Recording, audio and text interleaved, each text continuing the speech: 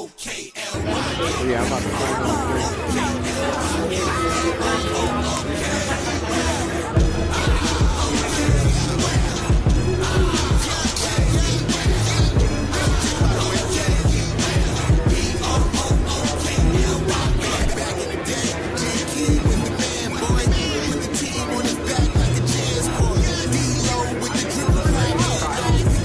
Full contact, this is a man's sport. fresh off Count the me a king, we'll be the press. Kingsborough. You know Crown Heights, so you know that sound right. Brooklyn Bridges, Z-Dub defended. The Brooklyn Block Party, clacks and double digits. Got the Barclays clicking, the whole block is with it. Left a lot on the table, now we coming to get it. The shit There you one's go. gone, we too Brooklyn There you strong. go. Can't stop, won't stop from the Brooklyn block.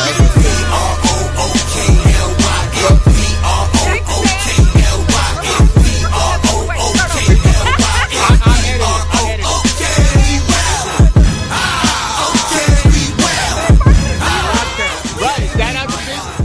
The top podcast. Let them know. We give the nicknames that work on the. Just give me the ball, I'm fitting the score next. My J is all net, me and Jay we just all next. Getting back on defense, hit him with strong flex. I'm official like a ref, trying not to get attacked. Can we go hard on Brooklyn? That's a promise. Watch me like a Cam, cause it's my time. Miss you, watch me like a Cam, cause it's my time. Switch, they can't guard me, especially side the Barclays. Spin twin crosses, I can score with both hands. Midi flawless, and I get to paint like an artist. I'm a boss smith, so you should respect my handle. I see the big picture with the Nets like a mantle. In the future, I see us as champs too. And when we do, I'ma do a Brooklyn dance move. To stir that whole Millie rock like a fan do. And that's a bet like my parlay on FanDuel. B-R-O-O-K-L-Y-N, B-R-O-O-K-L-Y-N, B-R-O-O-K-L-Y-N.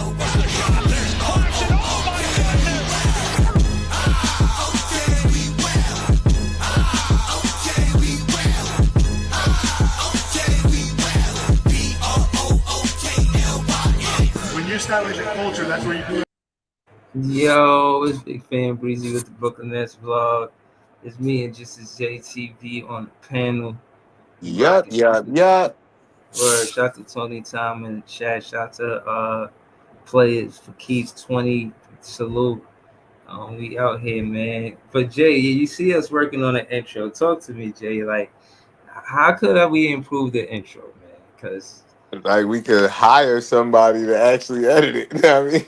Like Right. the thing is, I feel like the intro is Right. cool. Like I like it. It got some dope scenes to it. But you know how when a person who actually does the job do it, they gonna put different effects and spinning things and stuff going. You gonna pop out of nowhere. It's gonna be 3D vision shots. You know what I mean? Yeah. Like What somebody up, shoot the ball, then the ball go in the hole, then we go in the hole, we see it in the whole nother picture come out. Like, yeah. Like, I don't know. man. Yeah, Like, no, that's what I'm and saying. even Like, if professional. I was editing it, I'm not that nice yet. I know a few little tricks, know what I mean? But word. What I was trying to do is But like I said, it's good, and I told you all you got to do is keep doing it. Because the thing is, when you watching it, right, and you look at it and you like, damn, I wish I could do such and such, or if you see somebody else's video and be like, I wonder how they did that. You just Google it, figure out how to do that one thing, and then eventually you know mad editing shit. right. My thing is with your part with the intro is it's not filler. Like I know it's just one scene and you putting on a jersey, but it's so much nostalgia to that part of the video. Like for one, that was the first game I went to this season. The only game, but first game. Case in point is at halftime you went and you did the thing with the jersey and the energy inside of the Barclays. It's like for that, like the Barclays is beautiful. It shows you that Brooklyn is beautiful. It shows you that people. It's just the vibe in there is just really good. You know what I'm saying? And then you get in the jersey at halftime. The vibe inside of the store is good. Seeing the people around just shopping, just enjoying. It's just like a real good vibe. You know what I'm saying? And and then you buying a jersey. So I've tried to capture the moment with that clip putting it while your verse was spitting because you know what I'm saying. It was like it's live. Like this is what being a fan is about. This is the Big Fan Breezy show. What this is what big fans do. They get custom made jerseys at halftime. You know what I'm That's a saying? fact. You rep that like what else? Like that's the stuff that they do. You know what I mean? I met big fans before. I'm not the only big fan. Jay's a big fan. My handle is Big Fan Breezy, but I'm not the only big fan. And I just like that's what I like most about Just like podcast. my handle be Jumbotron J, but I'm not the only one on the Jumbotron, but I Yeah, be up there. yeah, me too. I one time, that one time, I'm glad we did that. I'm glad we did that. Like I remember when it happened. Um, yeah, man, I felt like a star after that. I was sure the podcast. I thought I was gonna have 100,000 subscribers. I said I was on the jumbotron. The fans gotta respect my handle. Yeah, I was Millie rocking on the jumbotron, we and gotta y'all find we like gotta how find a way many? to market to some of these other net fans in other countries, man. Because the net fans, it's net fans all across the globe, man. Yo, you got Nets fans that go to the game. You got Nets content creators that go to the game. But when you had a net fan content creator, Millie rocking on the Brooklyn Nets jumbotron before the game start, that's me partly hyping up the crowd. Like I'm for that. I'm all for that. Like that's a fan accomplishment right there. Fan goals. I made the jumbotron. Mm-hmm. Word. So shout out to all of the fans that go to the game. You know what it is. You know what I'm saying, like, share, comment, subscribe. But yeah, man. Jay, talk to us, man. You said you gonna have a busy week, man. What's going on? What you got going on, Jay? It ain't that really busy. I just got a show tomorrow in Queens. My boy Vic Rivers, uh, Diversity Never Abandoned DNA. I had just did a feature with him called Coin Tours, Mm, and but he throwing the show. It's going to be a lot of talent out there because it's just really people that he know that's really good at rapping and singing and shit like that. So the lineup is fire. I saw the lineup, but me and D-Rock, we gonna go out there and kill that shit. Cause our set is nothing but for the ladies, like it usually is. But it's an up tempo set. People gonna vibe to that shit. And yeah, that's tomorrow night from like I think 7 to 12 or 7 to 11 in Queens, and okay. like Ozone Park, I think 101st Street or Avenue or Road or something. You know how Queens be. Yeah.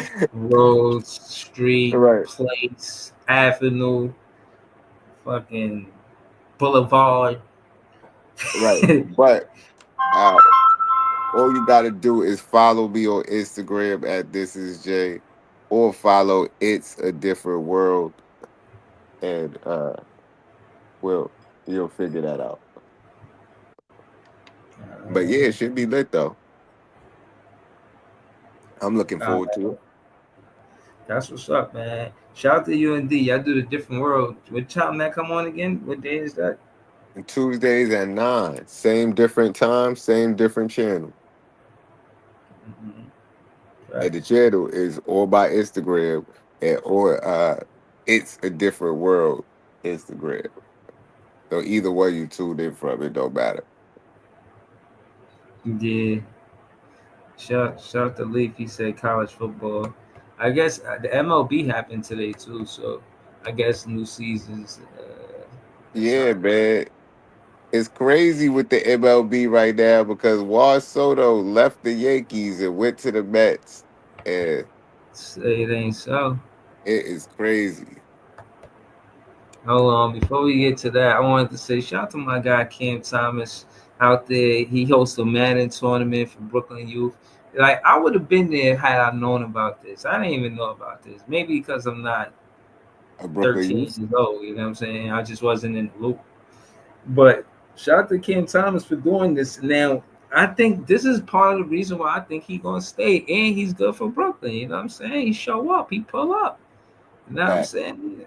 This is love right here. This kid right here, just standing next to Cam Thomas and A Boogie will remember Cam Thomas forever. He probably gonna be a Brooklyn Nets fan after this. You know what I'm saying? If he wasn't one already. Which I look like he looked like a Brooklyn Nets fan. He looked like he a Brooklyn Nets fan, that's for sure. I saw a clip of when they was walking into the joint, they was getting announced. They was loving Cam. They're like, "We love you, Cam." Yeah. They was showing him mad love. Like A Yeah. Boogie walked in, they was like, "Yeah." But when Cam walked in, they was hyped. Mm-hmm. Word. Damn, I said it is. So what up, player one? Player one be heavy in the chat. Shout out to Player One. I put a lot of your comments on the screen. I want to say shout out to all of you guys in the chat. You know, with good comments that I put on the screen, we make conversation. You know what I mean? Um, yeah, appreciate you guys. But where was I? Oh yeah. I want to show y'all the other pictures, and then we gonna move forward. Uh, this Cam Thomas coming in. You know what I mean? Saying what up. You know what I mean? It's like, come on, man. They love him, man. Look how Brooklyn received Cam Thomas. Look how many people showed up. You know what I'm saying? And Cam Thomas looked like, he looked like he running for mayor, man. Look like he running for mayor. You know what I'm saying? Like, seriously, like, Brooklyn loves him, and he should stay in Brooklyn because he got love here, man. Right. All right. So this is him chilling with A Boogie, I guess, answering questions. You know what I mean? Playing Madden. You know what I mean?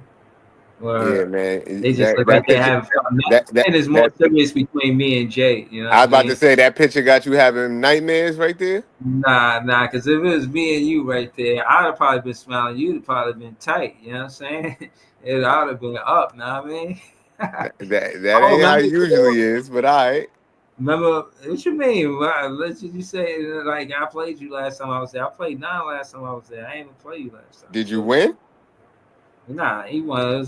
It was a All fake right. comeback, but it was a real comeback. I mean, it shit was alright. I All mean, right. I So could have either won that way, you game. wasn't smiling like A Boogie and Cam, man. It's all good. I want my rematch though, for All sure. right, for All sure. right, so this the part you talking about? Please put your hands Uh-huh. together and welcome the one and only A Boogie.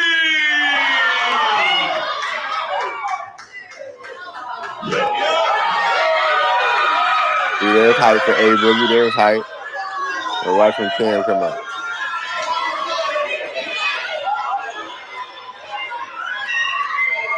Giving up number 24, the one and only Cam Thomas.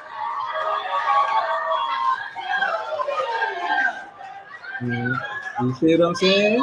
You see the Please difference put in your hands together reception? and Talk welcome the about one it. and only A. No. But say why though? Like Cam Thomas coming like he know the city love him. He running for mayor. He slapping fives. He would have, you know what I mean? He's slapping fives to the kids. Ace Boogie coming in with his hands like this, like rubbing his hands, like that's cool. But that's because you're not from Brooklyn. You from the Bronx. If it was the Bronx Nets, then you know what I'm saying, it'd been different. But it's the Brooklyn Nets. Respectfully, he was there. I'm not trying to. It's not a sub or nothing like that. I'm just saying the Brooklyn love. It was there for the Brooklyn Nets play, and I'm not saying it wasn't there for Ace Boogie, but the way, come on, the whole slapping five shit, that really, to me, that's like, yeah, I'm here. You know what I'm saying? Y'all know what's up. Like, it's Brooklyn in the house. You know what I mean? That's the Right. vibe it was giving me. You know what I'm saying? But maybe I'm over that. Maybe I'm doing too much right Nah, he was getting love in there for sure. Like people, I feel like he's a real underdog favorite in this city. Like people love Cam Thomas, but it's just a hometown. now.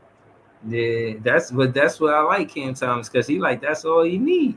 He like the fact that he get respect from his peers. He not tripping off the media, not giving him that respect. He know that the fans give him that respect, and his peers, the ones that he compete versus, they respect him. So it's like, you know what I mean? He figured it's part of the game. He's selling autographs, man. Come on, man. Look, you got the CT merch. You know this fire though. I don't know if you know, but I'm gonna take it.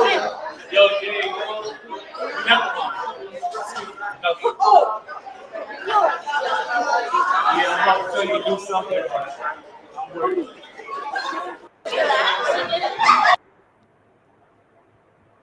That's what's up right there, man. That's what's up. Oh, Negotiating oh, tickets to a Brooklyn Nets game on April 8th against New Orleans Pelicans in Ohio.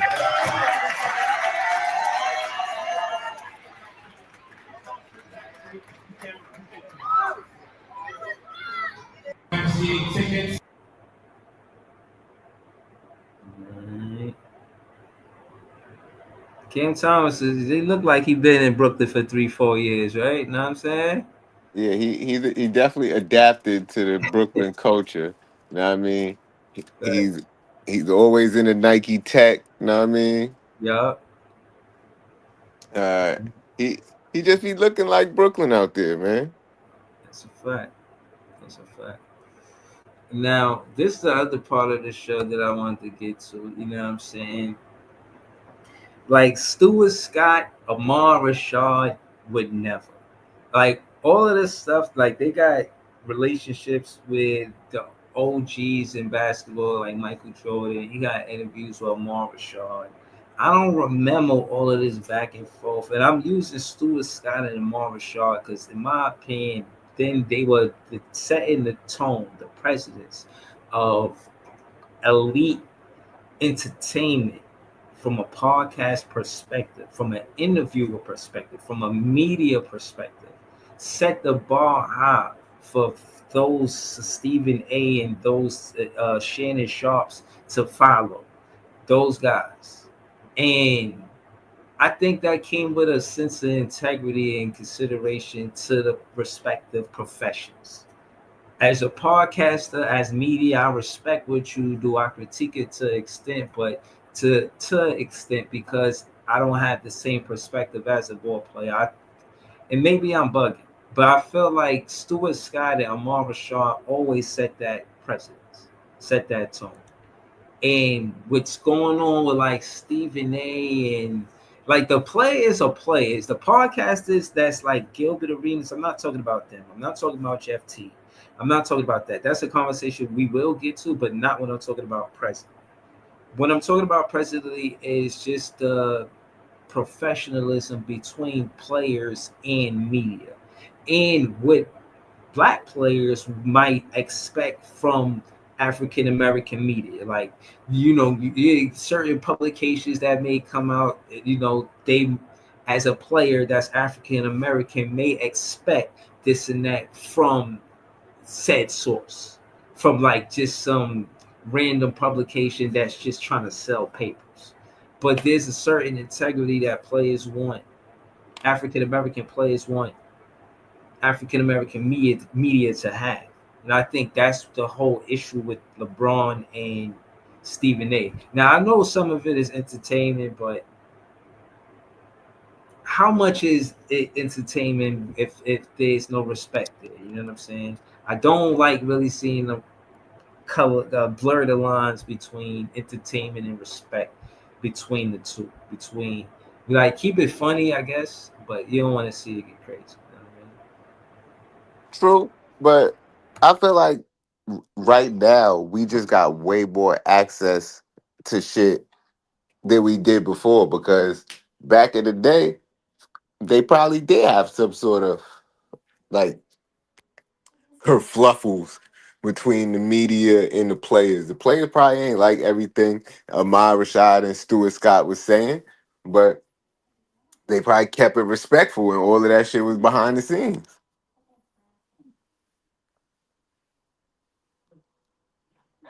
You on mute, bro. Yeah, my fault. Behind the scenes and public is two different things. Like, Yeah. it being in public magnifies it so much more. The way you respond, how you respond, when you respond. You know what I'm saying? Like, again, at any moment is an opportune time for it to go viral, and I guess it would do more for the media than it will for the player. And this is what I was saying about KD, Kyrie, and Harden. The New York, especially with Kyrie. KD, he's kind of slick with his professionalism. You feel what I mean? He avoids a lot of shit, like a lot of ducking and weaving. Hard to catch KD. You know what I'm saying? But somebody like Kyrie and Harden, I think they just looked at it like it's just part of the game or whatnot. And to be honest, I feel like media was taking some Oh, what of you mean by it's hard to basketball. catch KD? I feel like KD speak his mind just as much as them two niggas. Yeah, but not on media. Maybe in a podcast, but not in the media. You know what I'm saying? Podcast. He got Twitter fingers. He Yeah, yeah, but no. But when it come down to being more, even with stuff that goes on with KD and media, it never overshadowed basketball. And I'm feeling like with the shit that just with Kyrie and all of that, it kind of made it like more media than basketball. And I wasn't really feeling that. And I'm not choosing a side. I'm just saying that I'm watching basketball to enjoy basketball. You know what I'm saying? And the way the media is in New York is well, I would just say mainstream media, not just in New York. They bro, that's how they make their money. You know what I'm saying? yeah, that's why you can't knock the hustle. Yeah, it's like if you're gonna throw a lamb chop in the ocean, the shark is gonna be there to eat it. You know what I'm saying? Like, what you want Yeah, me and to? that's what Bronny James was, a lamb chop. Yo, listen, Lake Braven, man, them super chats, man, that had me step up and see I got the piano. You see, you know what I mean? I'm living lavish. You know what I mean? I want to say thank you to all of you who made this happen. You're all welcome. Beethoven, Beethoven at 9 p.m. Yes. Mozart at 10 p.m. Yes. No, I'm just kidding. Send more super chats. Matter of fact, send cash apps, man. I'm not even getting super chats. Send cash apps. Hey, it's so funny, man. If y'all ever send me enough money to buy a piano, I'll be honest, I can't fit no piano in my crib. I can't fit no piano in my crib. Word. But yeah, would I get a piano? Yeah, I would get a piano. Piano's some cool shit to have. Word. Get one of them shits that self play. hmm that's scary. That's scary. Well, I I don't don't know. know how to play that shit, so somebody got to play it. I would learn. I would want to learn how to. My grandmother had a piano. I was staying with my grandmother, and I was playing with the keys, learning the sounds, and then I started listening for pianos and instrumentals. And there's beats. Some of the better beats that I listen to have pianos in it. I like pianos and instrumentals, man. Pianos is cool. Well, that's the way the media be getting played. I mean, the players be getting played by the media like a piano, man. Mm-hmm. Because I ain't gonna lie, bro. You can't tell people what to talk about, and especially when you competing with other stations and shit like that. Mm-hmm. If those stations is getting the ratings doing it, people gonna follow suit. And yeah, you should be original and Mm. put original content, but people chase them numbers. Mm. Yeah. And if you got a direct beef with an NBA player, you not supposed to talk about it.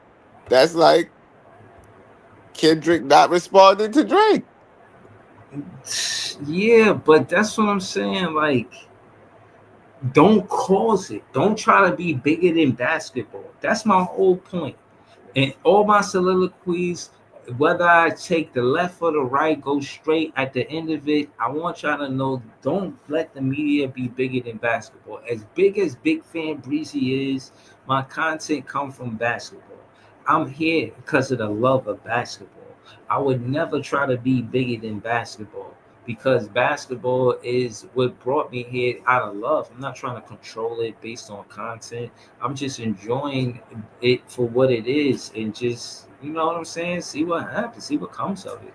You know what I mean? But to try to be bigger than basketball, and when I say bigger than basketball, I mean whatever it takes to take the attention off of basketball, you would do it. You would take the attention off of basketball for controversy, for confrontational stuff, for negative press, But I for don't. negative attention. You know what I mean? Like, and I'm not saying that's necessarily what's happening with Stephen A. and LeBron, but I don't want it to get there. You know what I'm saying? Like, I want to see it be Yo, basketball. Stephen A. Smith is a grown ass man, and LeBron pressed him, and people was asking him what you was going to do if LeBron would have put hands on you, man.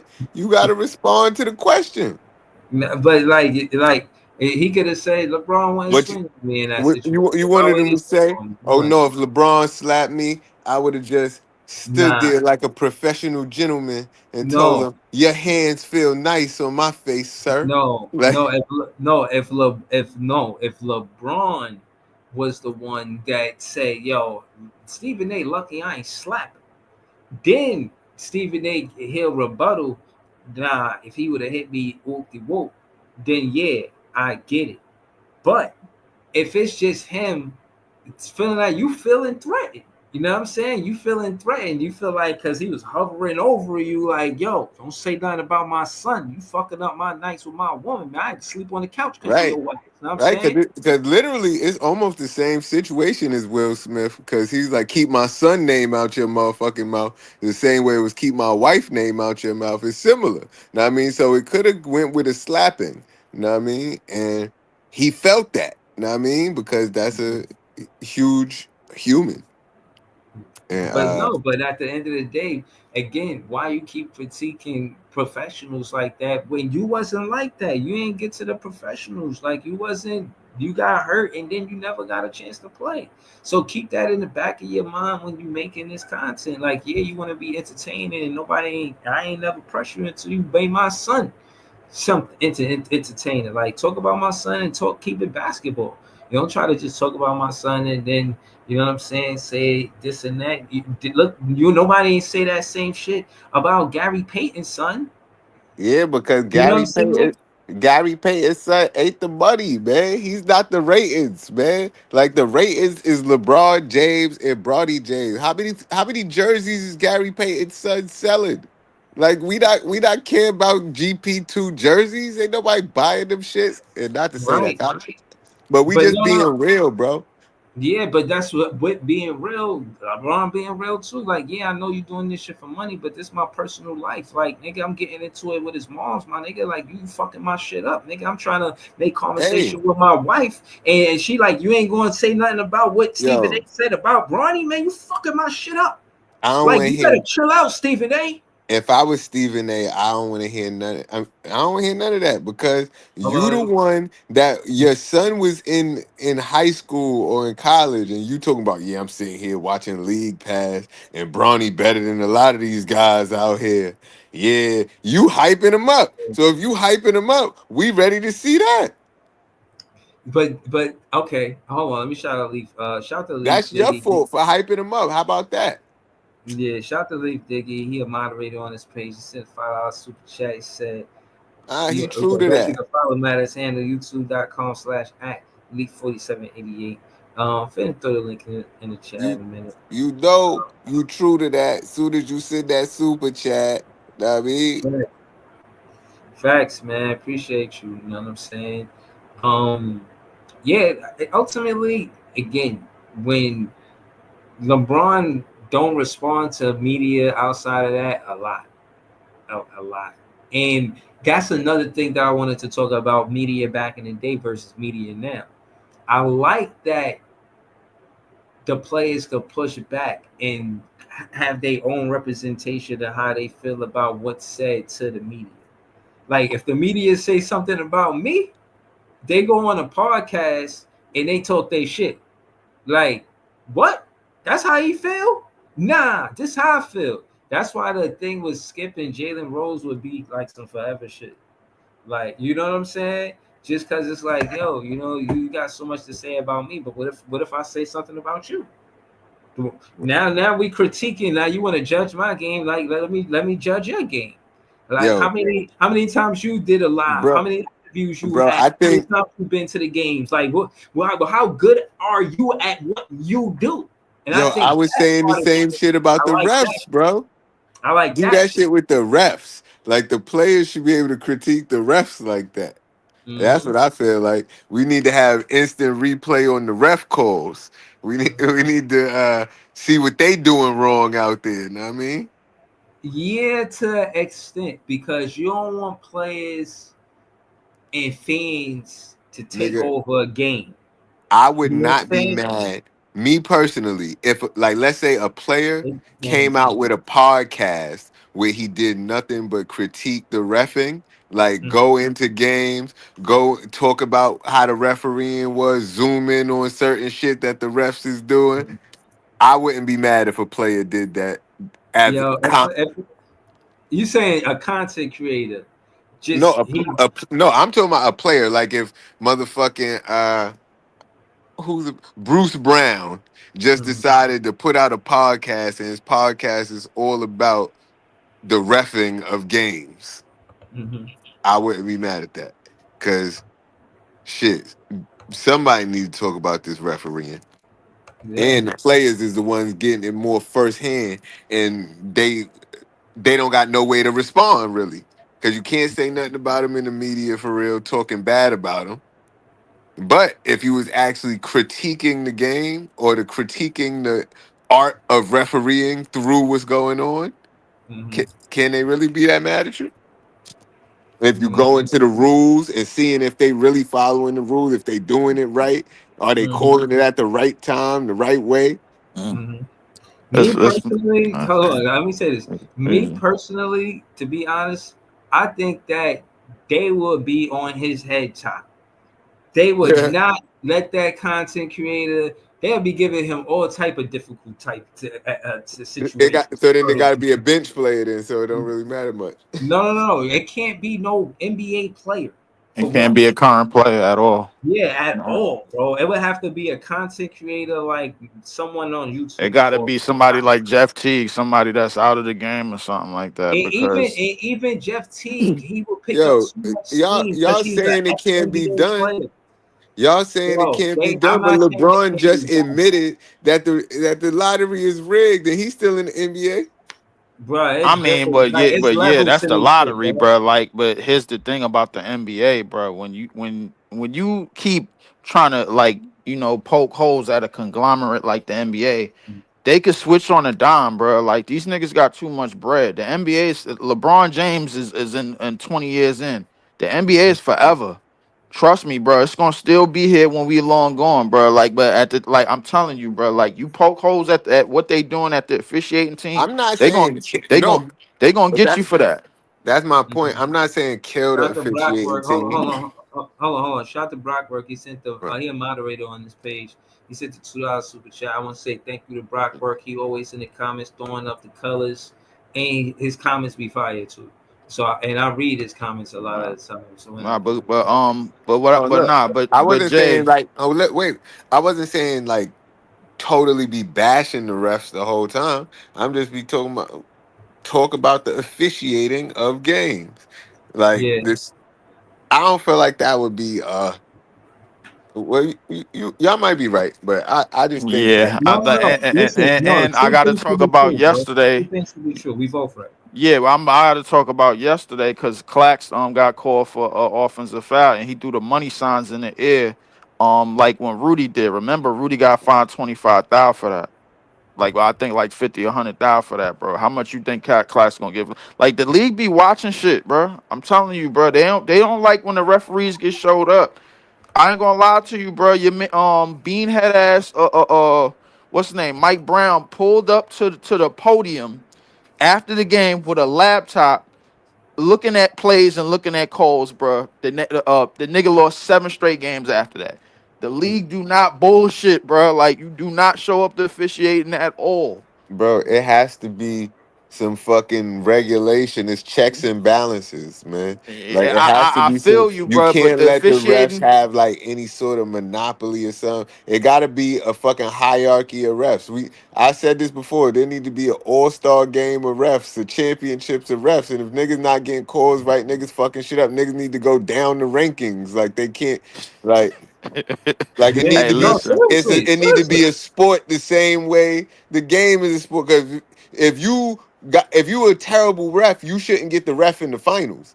Like Right. Yeah, like I feel you on that. But it should here's be the only all-star refs in the finals. but here's the thing, you Right. know what effed it all it up, bro? You know what fucked all of this shit up, bro? The sports betting shit, the parlays, all of that shit that's intertwined with the game today, bro. Like fucked all of that shit up. So like the thing is, the referees, bro, you don't know if the referees is in cahoots or not. They could get one, they could But wait they to can that make one money call regardless and of get that it. one call fucked up.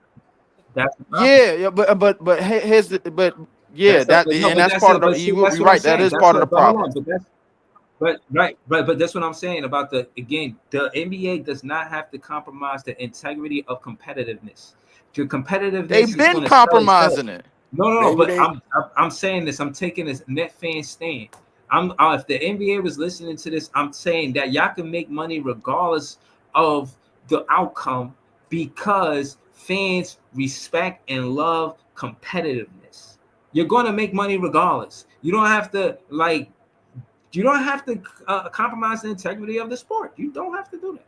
You don't They have to. they've been compromising. Let me tell you how they did it, bro. Like they've been doing that shit realistically.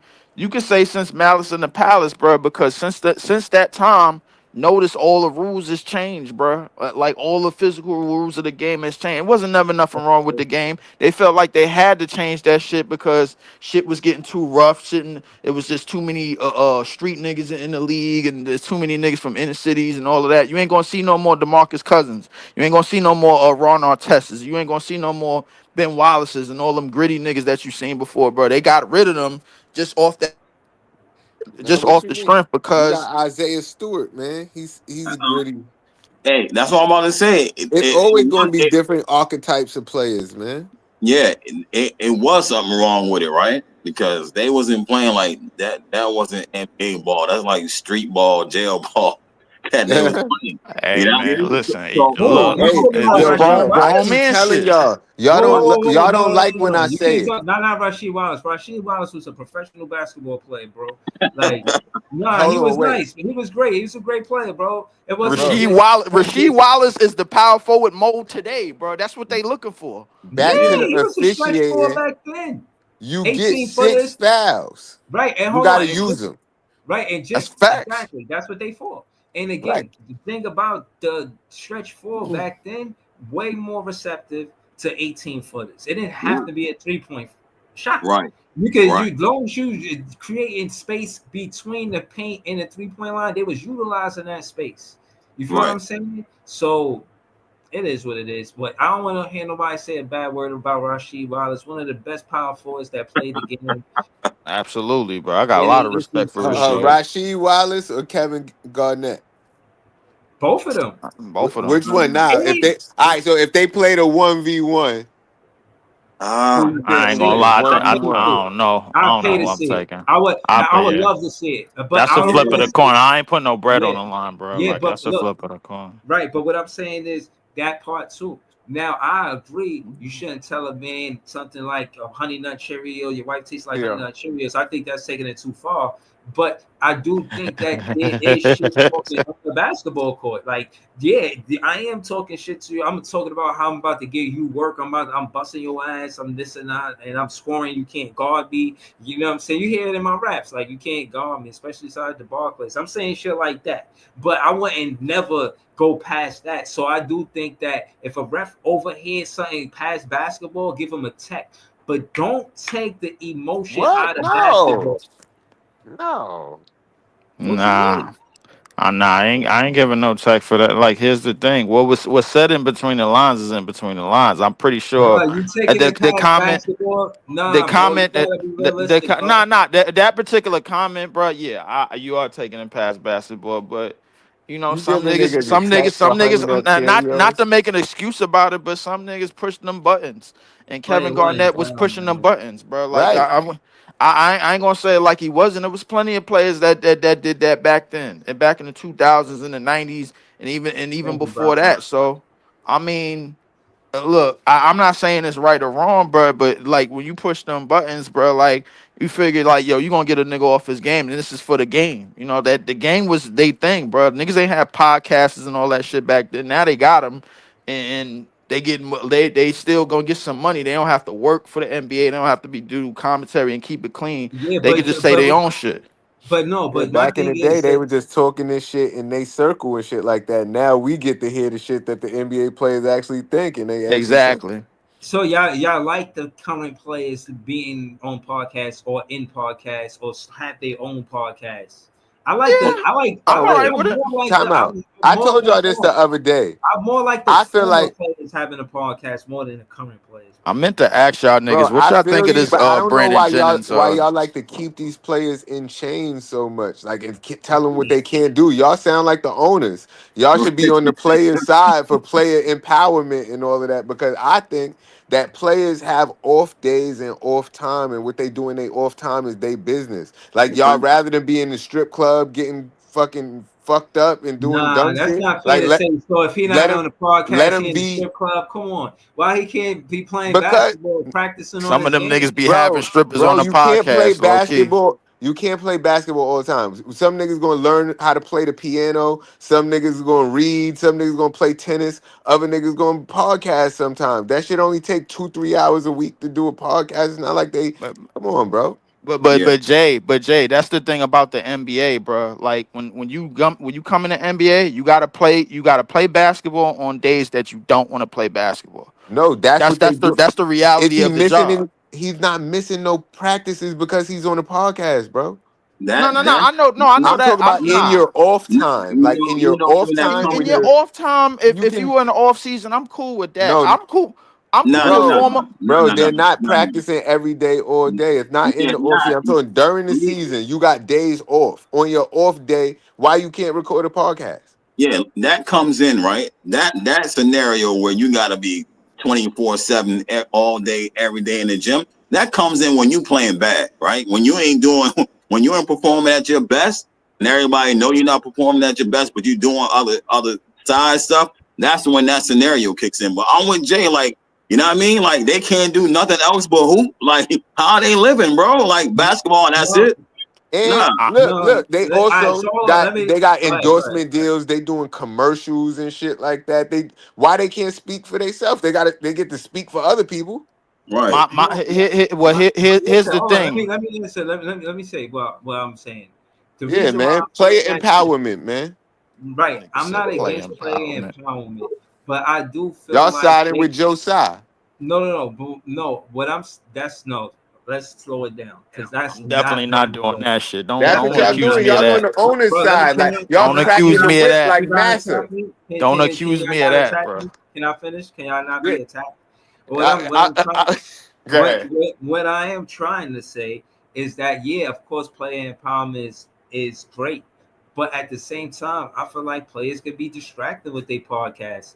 They just so caught up into being a millionaire, the win and loss don't matter to them no more, and their desire and passion to win doesn't matter because they just caught up in a lifestyle of also now their second job. You talking about it being 2-3 hours out there a day? That's bullshit. You know how much people put into podcasts? They got whole studios, whole setups, whole people they're paying to edit, to clean up, to get guests. They're putting in a lot of time and energy into their podcasting. And I do think it compromises their integrity to play passionate basketball that fans deserve to see. Not And just some missing games here and there, but you still making your podcast because you can still Paul podcast George with is a an perfect influence. example. Hold on, Listen, hold on, no, if no. you want podcast on All Star break, podcast in the off season. If you ain't locked in the off season, and you gotta be nice, Hold on like though. if go ahead, man, Right, go ahead. right. If you, I'm gonna just use a regular 9 to 5 dude, right? And say like me, I'll put myself in the situation. I'm making 100 grand, right? I'm making 100 grand a year, but I want to do podcasting, right? That's like saying I gotta focus on my job, but I Nah, can't. Nah, don't put the money into it because no, you missing the point. Are you gonna be podcasting about your job? if that's what I wanted to podcast about. No. You say you Now, putting yourself into it. yeah, So yeah. are you going to be podcasting about your job? But what you do? What you do, Iceman? What you do? What you do? Sanitation. Are you, know what I going to podcast as much as you podcast, and you're going to be putting up the new recruits? I'm like, yo, wait till he comes to the sanitation. This guy is going to be the next guy putting in all the overtime. You not doing that shit. Nah, but you Yeah, can do that sure, though. That's like saying I can't do that. That's like saying I can't do that. I mean, You like I can't shouldn't. do that. Go ahead. Nah, right, But right. like, your company ain't going to frown on it. They would though. They They gonna be firing us for that stuff like that. You know what I mean? We can't. Oh, at my job, you can't even talk back if they catch anything on like YouTube, Twitter. You say anything wrong about my job, like you fired. You know what I mean? You out of there. That's a fact. Yeah, That's a you fact. out. That's a fact. Yeah, but You that's out. why I said y'all That's city siding with the work right there. owners, Yeah. man.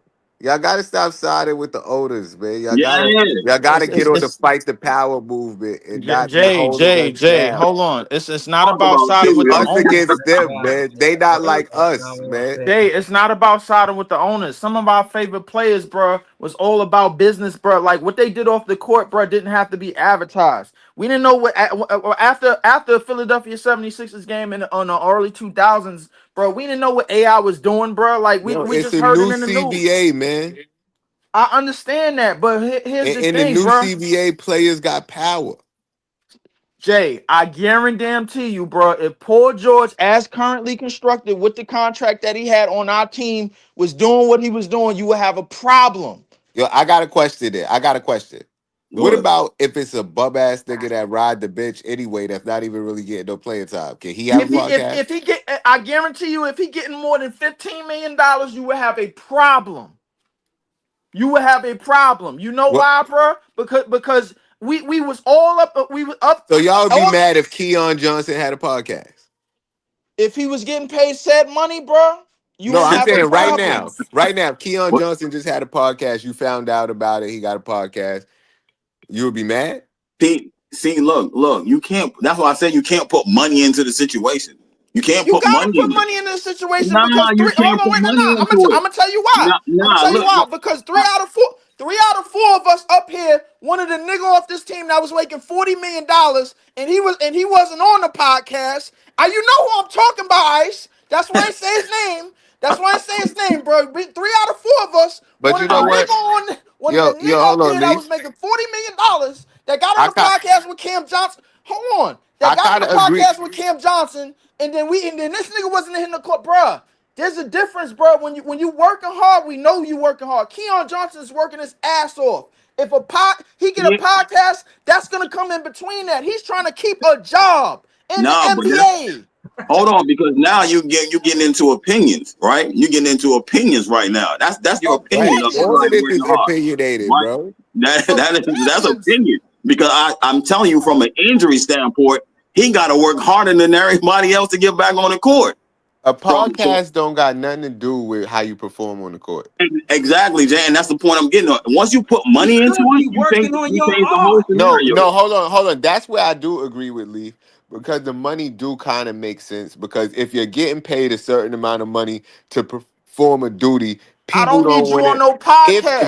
Wait, hold on, wait. Listen, if you're getting paid a certain amount of money to do something, and then just like you said, Ice, is based on your performance. Like if Right. you're not performing well and you getting paid millions and millions of dollars, people may be upset at that. But I feel like you can't tell one person they could do it and another person they can't do it just because of the money. Listen. No. I'm not saying they can't do it. I'm not saying that the NBA books should say you can't podcast. I'm not saying that. I'm saying as a fan, seeing you especially after a loss, I don't want to hear that shit. I don't want to see you talking about the next guest. Damn right. The next guest should be your ass in the gym playing 1v1s, committed to the game. I keep telling y'all, it's bigger than basketball, bro. Listen, this is what I'm trying to tell you. This whole bigger than basketball shit, it may be true. It is true. But I do not care what sandwich you ate for lunch. I don't. I do not care. Somebody do. but that's the point. If you that The kind of person that player made the as a sandwich, fan, nigga, he care what right, you ate. right, as a fan, I don't care that you into Yo, horseback riding in the off season. I don't care. You know what I'm saying? But my thing is, if you got a basketball and you talking about like in your podcast, you like, yo, I got to work on my game. I can't believe I lost that. And you showing me a Yo, yo, journey the yo, next yo, yo, game. yo, I'm Breeze, like, I yo, call this is a Cap. good Hold up, hold podcast, up, bro. hold up. Now you got a Scully on right now, but I call Cap. Only because you just had me sitting here watching motherfucking Cam Thomas play Madden, and you saying you don't care what Jokic do in the offseason hey, with his fucking horses. Cam Thomas up there playing Madden, you're watching man. Cam Thomas play Madden. So what Oh, I'm man. trying to say, is Nigga. these players are trying to build their own personal brands, so they are talking to their Yo, fans when they do this. So just in case they get an injury or something like that and they can't be in the NBA or whatever, they have their own brand to fall back on where they have something for themselves. just Yeah, but on that, Like where Cam the Thomas don't NBA have is it. not the one paying them. They're right, paying themselves. on that, Jay, on that. I'm pretty sure that Madden tournament was PR by the Brooklyn Nets, bro. But I can't explain it, bro. But go Hold ahead, on, though. Ice. It Hold on. was. No, it Hold was. It on. was. It Hold was. on. Dennis Schroeder. I just found out like halfway through the season. Dennis Schroeder got a YouTube joint that he be doing. He be doing from work to home, and he do it for his fans. It ain't for the No Nets wonder fans. why that nigga been on It, 4 different teams in a it, year. it's for his fans. But to Jay's point, like if you like Dennis Schroeder, if you are a Dennis Schroeder stan, then you following Dennis, you know what I'm saying, through his life and his career, and you know what I mean? That's for them. It ain't for everybody. So, you know what I'm saying? Like saying you can't, you know what I mean? They ain't depending on money and stuff like that. You shouldn't be able to, nah, man, do what you want to do. Don't be locked. You know what I'm saying? That's what we're fighting for now. Like, do what we want to do. If we want podcast and I want to drive the truck, you know what I'm saying? That's what we finna do. You know what I mean? Like, Don't I, let's call it what it And is, it's right? just worse things that they could be I doing, think, bro. That's what I'm saying. it is worse things that they could be doing. But I think the thing about this internet shit, a lot of people a lot of people on here tend to Y'all forget that talking they work. about the old school era. They used to call the Bulls the traveling coke circus, man. These yo, kids is just podcasting. right. I understand that, bro. But listen, distractions is distractions. Don't matter how you paint them. It don't matter if it's painted in white or painted in green or painted in red, bro. It's all the same Bro, I'm a shit. not saying podcast If ain't you as bad as But hold coke. is the on. same But thing. hold no, Let me no, on. let me no. just say that. I'm not saying I'm it not as saying it's Coke as and bad, bro. podcasting But is the same but thing. it's It's still two time. different But things. it's still time. You get bro, in the NBA. You get a full-time salary on a part-time job. I ain't gonna lie to you, bro. When you gotta announce what you're doing, and we know what you're doing when you're not away from when you're not in the NBA setting, when you're not in the NBA facility, when you're not in the practice facility. That's me looking at this nigga like, hey yo, they ain't winning no championship. They ain't winning this. They ain't winning that. You know why? Because the nigga that they just paid access $100 million, how many $1 million to, bro? He online doing this shit. Cause I see him online doing this shit. If I don't see you, bro, then I don't know what's going on. But that's You know that. what But I'm saying? that still, Lee. You can go opposite side of that too, right? Just say, right?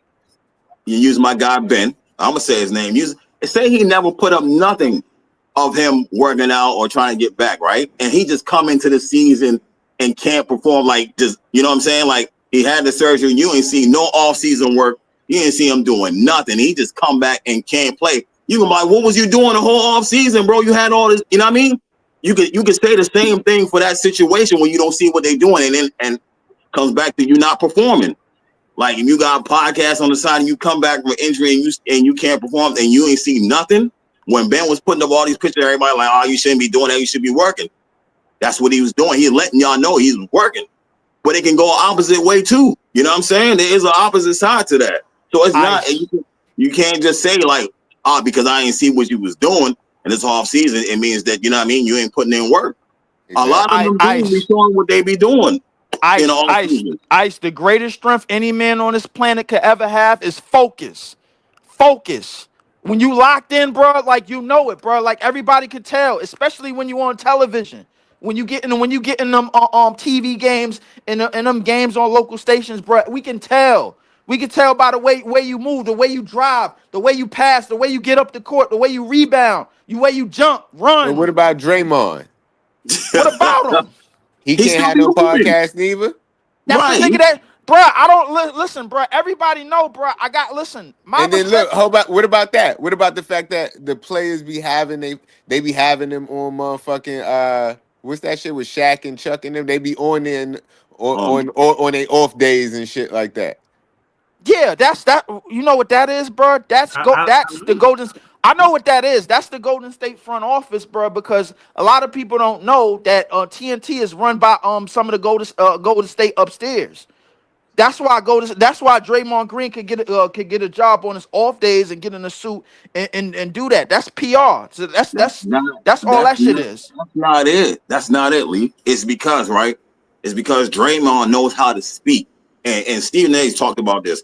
He's trying to get many of players to come up there when they know how to talk, right? When you know how to speak professionally and it sounds good, he'll try to get you in. So because Draymond is good at talking on his podcast and bringing everybody in and giving insight to games even after the game when he shouldn't be. Some people think he shouldn't be, but I like to hear what Draymond sees. You know what I mean? Because it's different from what we see sometimes.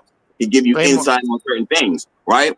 But the way that he can talk about it and explain it, that's how he end up getting on stuff like that. Because like, yo, you can explain it. You know what I mean? The way that you explain things, you know how to talk. You can talk to a bigger crowd. Let's put you up here. That's not because of no PR. It's because they reach out to the players. You man, know what I that mean? nigga, Someone know, like that nigga someone know like how. hold on.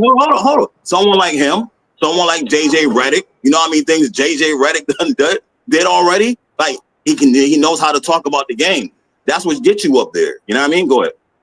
Notice that him and LeBron don't have that show no more since he got that coaching job. In the case of He's replacing with Draymond, Steve Nash. Did y'all know that? Yeah, he's doing Yeah, it I with Steve heard Nash. that. Lee. I Yeah, heard that. he's bringing it back with Steve Nash. he bringing it back with Steve Nash. All right, fine. I LeBron, heard But that. but I LeBron listen, is heard bringing that. it back with Steve Nash. all Yeah. I gotta say, just in terms of players, coaches, personnel, whoever, if you got an NBA job, bro, your job is your job.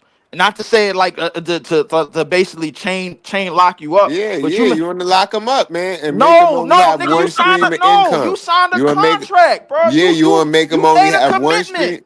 You made a hold up, hold up, relax, bro. You can You sign made a multiple commitment. contracts. Yeah, you can sign multiple contracts, but you sign a contract to a conglomerate in the NBA, bro. No matter if these niggas got a podcast, or no matter if these niggas is doing DoorDash or whatever the hell they doing on the off time, bro. The NBA is your goddamn bread and butter.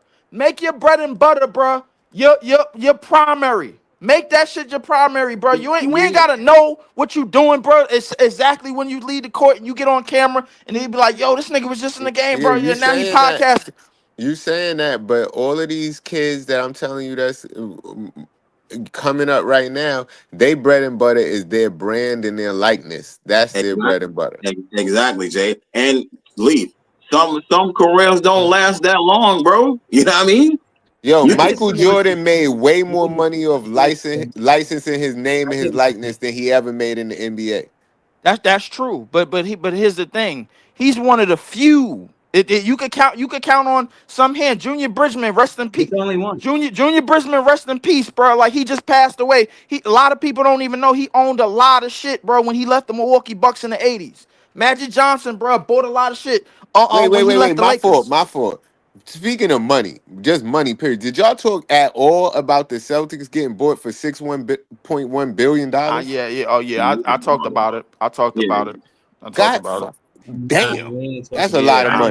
that is a You lot know, of money. y'all can bring it back, yeah. What was listen? That is a That's a lot of lot of bread. money, man. That is a lot of bread. Being the fact that these niggas went on sale, bruh, right after they won a championship and right after them niggas signed on the dotted lines. They signed two $300 million maxes with JT and JB, and then the rest of them niggas, the rest of the starting lineup signed for $100 million each, extended deals. So a lot of them deals, bruh, a lot of them payouts probably might get delivered out on other teams. That's just my whole thought on it. But getting back to the stink ass breath nigga Draymond, listen.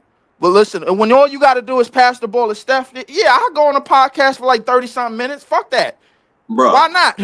He Cause just like an it's expensive backpack for Curry, but he That's got a good podcast. it's a yo. very expensive backpack. When you got to just Bro, pass that nigga the ball, nah, but Draymond put in work, bro. Don't act like Draymond don't do nothing Nah, on that the court. nigga's I a just thought that that was a nigga's great insult. Mister Triple Single, I bro. just thought Stop that it. was a great insult when Jordan Poole said that to him. He told him Yo, you just an expensive backpack for 30. Like that's a good insult. That'll Yeah, get you punched in the face. yeah, that'll get you punched in the face. That'll definitely get you punched in the face, especially if you only 6'4" and That's that nigga wild. out there kicking niggas in the nuts and clotheslining niggas and smacking niggas upside the head, stomping niggas in the chest and shit. He known for that. You know what I'm saying, bro? Like you ain't known for doing the dirty work, bro. So yeah, that'll get you punched out for sure. Shout out to Jordan Poole though, Draymond man. wants to be a WWE superstar one day. He could Man, do it. he'll I get can his see ass. him. I can see Man, him doing it, that nigga get thrown through a ladder and that's his career. bro. nah, If Kai him and Cenat and Isaiah Speed Stewart. could do it, Draymond could do it. You Yeah, see him and them niggas. You Isaiah see them Stewart. niggas ain't step in the ring, my nigga. But that one time, bro, Yo, that nigga speed was out of there, bro. him and Isaiah Stewart could be the Acolytes. I mean, like, Nigga Yo, said the that's funny. acolytes. That's That's wild. funny. Nigga said the That's funny. acolytes. Oh, man. I'm not That gonna was lie, that that nigga was a good Isaiah one. If Stewart y'all ain't if out. y'all fuck with Isaiah wrestling, Stewart you ain't get out there that to one. hoop, bro. He out there to beat a nigga the fuck up, bro. yo, Everybody know, bro. It's certain niggas that's on the team for muscle. I already knew, bro. To say, bro, they gave us Indiana 2 days and 2 games in 3 days. James Johnson just sitting on the bench, my nigga, like he about to get in the game. I'm like, yo, bro, stop it, bro. The first time, and then the trend, the Wofford incident, bro, with all of them niggas. Here come this nigga, get slowly off the bench. They about to put him in the game. I'm like, y'all niggas got James Johnson for muscle. Everybody know why y'all got James Johnson, bro. Like, come on, bro. Like, and like that nigga don't want to step in an MMA ring, bro. He want to be on the NBA and be on the NBA floor, try to punk niggas. Like, stop it, bro. We already know why he out here. Come on, man. That's I don't know. wild. I don't know how Orlando fucked this lead up, bro. God damn.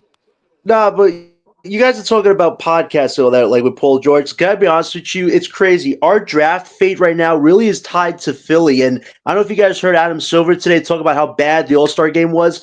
Adam Silver has to get this first pick right this year. And if Philly somehow lands up number one pick, it will be an NBA disaster for every team involved. You do not want Philly them ain't to getting get the that number shit, one bro. pick. They Philly's shouldn't even not. get a top six pick right Yo, now. They Philly, need Philly is all of not them getting get teams that, that's bro. 18. getting Relax. investigated is not getting the top pick. Exactly.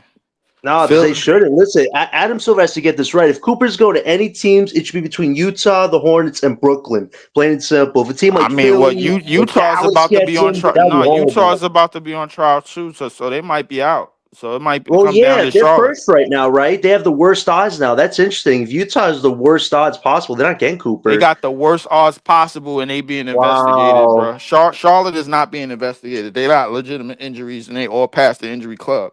We're not being investigated. Nobody, everybody know the Cam Thomas injury is real. By the way, like everybody knows it, bro. Like in the NBA, bro, we didn't send the NBA forms left and right. If we didn't send them, bro, we would have got fined $100,000. Just like we got fined last year when Bean had ass jockstrap Vaughn sat on them niggas, and then we got fined right after the game, and we lost anyway. So Right. the reality, bro, like is that like those are only two teams that's legitimately was not tanking, bro. Niggas was just ass. That's all it really was. Niggas was just not good. I So think we're in a every good I think we're in a good position to get a top six pick right now. And that Bucks pick is looking really, really good right now. We could definitely potentially trade up for a second lottery you pick in said this top draft. six, If bro. if Like Sean and Joe could come away with two lottery picks in this draft, I might actually give them a compliment. I really would, because that would be unexpected and it would show they actually care about this summer, about making big how would they moves. getting two lottery picks? That Milwaukee pick ain't going over 15. You could trade that with one of your late picks and No, Cam you Johnson cannot. to move up. Yes, you No, can. you Luke, you cannot. can. We, Yes, you you no, can. you no, you cannot. We're talking about Sean Marks. Stop talking trade when it come to him, please. He's got to be. Listen, Marks has to perform. If he's still the GM, he has No, to he do something doesn't, big. bro. He can't Bro. pull When it BS his comes way to out this one. trades, he can't make them, bro. He gotta let something fall on his lap, like we did this year with Mikal. Stop. Oh Stop thinking man, he gonna turn water into wine. He ain't gonna do it. But you're the one who wants us to go after stars this summer, Leaf. He can't even do this right. And You're telling me you the no. one that want us to get rid of CJ No, I gotta and go at Leaf goddamn down. Me and Leaf Clax, were bro. debating It last ain't night, gonna man. No, happen. no, Leaf. Please. You know what you said that was Please wild to me? stop. It just ain't no debate. No, It Leaf. You ain't know what you gonna said that was happen. wild? Wait, Leaf. Yo, This is y'all what can you say said. all of this at a regular tone of voice. You ain't got to yell. No. Wait, Jay, this is what crazy about Leaf said. Yes, Leaf said he'd rather have a team that's competitive in Brooklyn than have a team that's ever going to win in Brooklyn. Leaf, I couldn't believe you said that, Leaf. I was so surprised, man. For the one guy who talks about wanting the team to be in the best position possible, you're fine if we just a competitive team at the end of the day. Isn't the goal to Bro. become a legit contending team again the right way or some way? What so what we the Lakers now? We the Celtics now? Well, since when We're the fourth richest franchise in the NBA. We have so many assets this that can build this team up the right way. We just need the right leadership to do it. first off, we the six. Second off, bro, like it's another team in that top six, bro. They ain't doing nothing on the championship page, neither, bro. And it's two more teams that ain't do nothing in the championship picture since the '90s. So the reality of it, bro, we're not the Lakers, we're not the Who Yankees, said we're we're the not, we're not, we're Lakers? not none of these top teams, bro. We are the Nets. It ain't no championship or bust for us either year, bro. It's when we competitive, bro. Everybody is watching, be like, oh, maybe the Nets can win it. And then we not, bro. We in the deep in the shitter. It's just that simple. All we want, You gotta bro. change Like it up. all I've said was when you got Jordy Fernandez, bro, you don't know how long we're gonna have him. Our front office is that goddamn stupid to allow this dude to sit here and be like, hey, yo, Jordy, bro, yo, even though we gonna get the first pick this year, bro, I need you to only win 18 games next year. We got AJ DeBonsa, bro. Like, you know what I'm saying? Like, all right, That's cool. why So coming away with two lottery picks would be great. We'd have two potential young starters out of this draft. That gives us an advantage as far as building this the right way, as opposed to just coming with one lottery pick. Leaf, I agree with you. If we keep doing what we're doing, just picking who we pick and hope it works out, we're going to be repeating the same mistakes. But if this organization actually puts their minds at use this summer, we could potentially come away with two lottery picks this year, which would be look, huge for Brooklyn. That would set look, us up on the right track. We need a look. That starting core. Leaf, you were right about it. We don't have a starting core right now. We have a lot of potential bench pieces, but we need that Yeah, nucleus. but the starting core, you're not going to get all of that out of these two drafts. You're not. You're not going to get a pure starting core out of these two drafts. You basically saying let's start sophomores and rookies, and let's start second year players and third year players. And it's teams that do that, bro. Let me know where them teams is at, by the way, because a lot of them, I guarantee you, are in the shitter. I Leaf, guarantee you. you want to come with at least two or three potential starters in these two drafts, at least, and then maybe get a star. But you need to use the draft in this new CBA. You can't just do stars again. It has to be a mix. Ain't no two or three potential. No, What it's do you one. mean? It's one, but One? it's one based on our odds, bro. Like to where we're at, bro. And then the rest of the shit got to be built with either veterans or good role players that can start. That's what it has to be. That We, that two that two that two star shit, bro. You know where that two star we're shit come missing the from? mix, though, Leaf. That's what's No, hurt no, no, Brooklyn no, no, last no, few no, years. no, no, We no, got no, too no, many no. of the You veterans know or where that two superstars without the young talent in between. you know where that two star shit come from? It come from a lot of Nets fans watching them Boston picks turn into what they turned into. It comes Nah, from watching bro. the Nuggets, and it comes from watching these teams, bro, and realize, bro, like yo, the nigga up the street just hit the lotto. Maybe I could do it. No, you No, can't. no, no. Nine Wait, times out of what? 10, no. 9 times out of 10, these teams are constructed with a big two or big three. That's me being a student of the game. Whether you're talking about Boston, if you're talking about Dallas with Dirk, if you're talking about and Dirk was the main star or Kobe was the main star, but other than that, probably there's more times than not it's 2 stars or 3 stars. That's how team championship teams are constructed. I mean, more times than not. Does But just do you have to draft both of them? No, have to is a It, strong it word. could No, help. It could but help. it If, no. when you look at the winning formulas and we were just breaking down how championship teams are built, Jay, yes, 2 stars are coming from the draft. Or the core is probably 2 of the stars that they got comes from the draft. It's hard to assemble a team with stars because you can't buy chemistry. You feel what I'm right. saying? That's a You great need point, Breezy. That's a great you point. need 2, 3, 4 seasons regardless of the talent. Hmm. And again, Toronto not a good example because they kept their core. They just added Kawhi, and they already had a strong team. And you know what I mean. KD Yeah, going but to the Golden that's a State Warriors strong not a ad good though. You example. added your MVP. basically. No, Like but at the you end, said, you just said it but like they just added anybody, and I was about to no, bring I'm up not Drew saying I'm Drew not I'm Holiday. not no, I'm not saying they added anybody. I'm saying they didn't minus their core. The They Lakers might added they AD and LeBron. they minus the, but look how many people they minus. You feel what I'm Yeah, saying? and look The what came minus out of part. it. They But won a bubble LeBron, title, Leaf. I don't think no, no, everybody's no. too high on that. LeBron and AD is not the example I was using. You know, y'all just threw that in there. That was never my Okay, argument. all right. So let's stay to 2019. Let's make it be clear, bro. The team that the Raptors had the year before included who? Valanciunas, DeRozan, Kyle Lowry, who was still on that team, Van Vliet, who wasn't even getting no minutes, who was still on that team, and Siakam, who was still on that team. Those are three players. Those three players, bro, finally got minutes, and then they switched the whole team up. They went from Valanciunas to Marc Gasol. They went from whoever they power forward was to Serge Ibaka. They went from whoever they two guard was to Danny Green, and then they went whoever from DeMar DeRozan to Kawhi Leonard, bro. That's a pretty big flip for a championship team. Excuse me, pardon my language, but listen, a lot of teams, bro, don't follow the same mold. I'm telling you, bro, I'm telling you this, and you, if you want to tell me that a lot of teams in the history that follow the same mode, guess what? This is before player movement. If we going back to just LeBron in 2010 and going all the way now, bro, that shit is done a whole lot different. It's done a whole lot different, bro. Like even Kevin Durant, when they flipped that whole Golden State team around and they only kept Steph, Clay, and Draymond, and then they flipped the whole core around, and then KD, here come JaVale McGee, here come Nick Young, here come other niggas that was on this team. Do you know what I'm saying, bro? Like all I'm telling is, bro, just because the nigga up the block hit the lotto, that don't mean you gonna hit it. Yeah, I agree, but the It way took a the way mix, though. the way that these next 2 years are set up, it's possible to. It's possible that you can do it, but I agree. Like you might get one, you might get an all-star.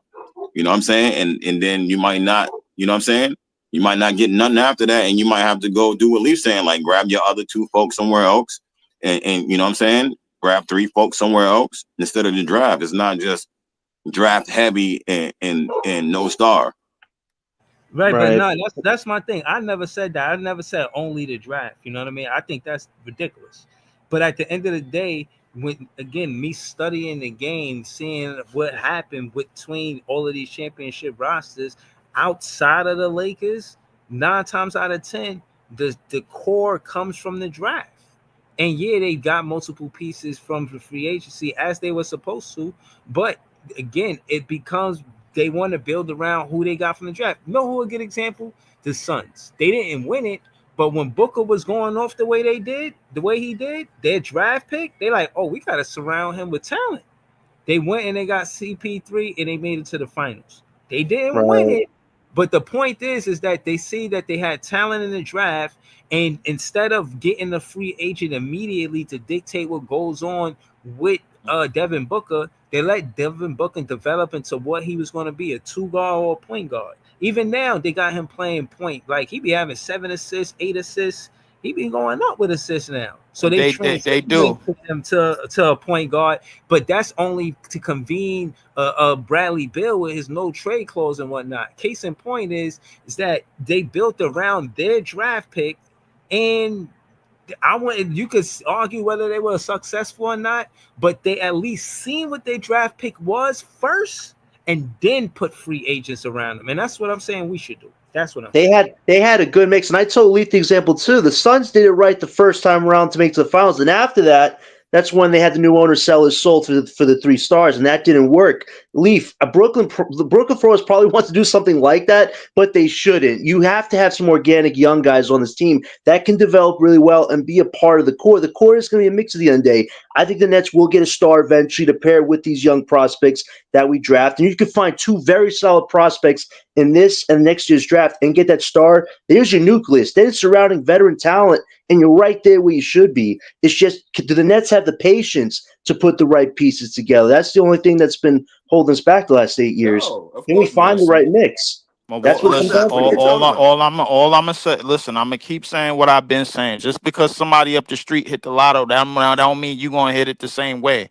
You might No, the have to. Nets is You swinging might for the have to fence, play. bro. You might have to play pick five instead of pick four. You might have to play pick three instead of the Mega Millions, bro.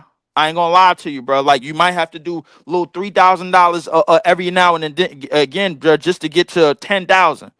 You ain't gonna hit it all in once, bro. Like, and that has never been. And in the case of the Nets, in terms of history, bro, the draft, whether we had top 10 picks or not, bro, we haven't done that much. We haven't, bro. But what if There's it nobody. changes, There's Leaf? nobody. Leaf. What if it And changes? What if I'm we gonna get a keep. I'm gonna keep. So hold on. You keep saying what if it's changed, bro? What if? I guess what? I'm on Disney Plus right now. I'm watching What If. What if the shit changed? What if? What if Captain America was a zombie? What if Incredible Hulk came out of nowhere and he stayed human? What if? I don't do Leaf? what ifs. Leaf, if It's we the get thing a is. top pick in both of these drafts, we're going to be right where we should be. And then getting the other pieces that everybody wants will be a lot more doable. We need a core, though. We don't have a core. You need the core to be a legit anything in the That NBA that right don't now. that that don't mean that it has to come out of the draft. But That Leaf, that, that that's the doesn't mean problem. that. We tried this twice already without the draft, and it got us nowhere. We need to do something a little different this time around. I'm willing to Hold be up. patient for a year, It two, got maybe, us. but it has to make sense, though. It has to make sense, at Yeah, least. listen, it got us competitive, and it got us as close as we gonna get, bro. A foot on the line, some Giannis foot underneath Kyrie ankle, and James Harden, bro, weight caught up to him. And the first, like, come on, bro. Like, listen, those things. Listen, you can't predict that type of shit. Just like you can't predict that the top five picks, the quote unquote top five picks that the Nets get in the next 2 years is gonna be astronomical picks. That's just the same way, bro. Like you can't predict none of this shit. Just because somebody up the street hit the number, that don't mean you want to hit the same number that they hit. I agree with Leaf on that because, like, the way that they talking about, they might not choose all five. They might not use all five draft picks. And to Leaf's point, like at this point, if you really trying to see if you can grab like you could possibly find a gem, then you got to use all your draft picks. Is that many players and that many chances is basically what Leaf's saying. You know what I mean? You got to take the chances to land on someone. And just because you land in the top or in the lottery doesn't mean that you're going to get an all-star because that doesn't play out too, to his point. You know what I mean? So you got to take whatever chance you can get when you when you got a chance to take that chance. You know what I mean? And to end it off, if y'all really believe, that we gonna remain a top six organization while consistently losing, having 50 lost seasons, bro, just to try to get money in the draft, bro, like y'all sadly mistaken. I We mean, are but not Leaf, the what do you Lakers. want us We to are do not. though, Leaf? Besides this, there are no other huge options. If you want to go after Giannis by himself, that's not going to do much for our team. I've looked at all the hypotheticals with a Giannis trade. If there's No, no they're second gonna. star to pair with him, that deal will backfire on us. If we go after a Zion, there's no telling if he'll be healthy for a full season. Like there's so many gambles go down the star route this summer that the following year might make more sense than it does this summer. That's why drafting well might be our only avenue towards doing this right this summer. We have to try to be open minded a little bit, and then we'll start worrying about the alternative decisions. Just stay, We got to stay see how what the you draft stay, plays stay out. what you just stay what you just said. Drafting well, drafting in the top five doesn't mean drafting well, bro. You got that pick got to turn out. Them picks got to turn out.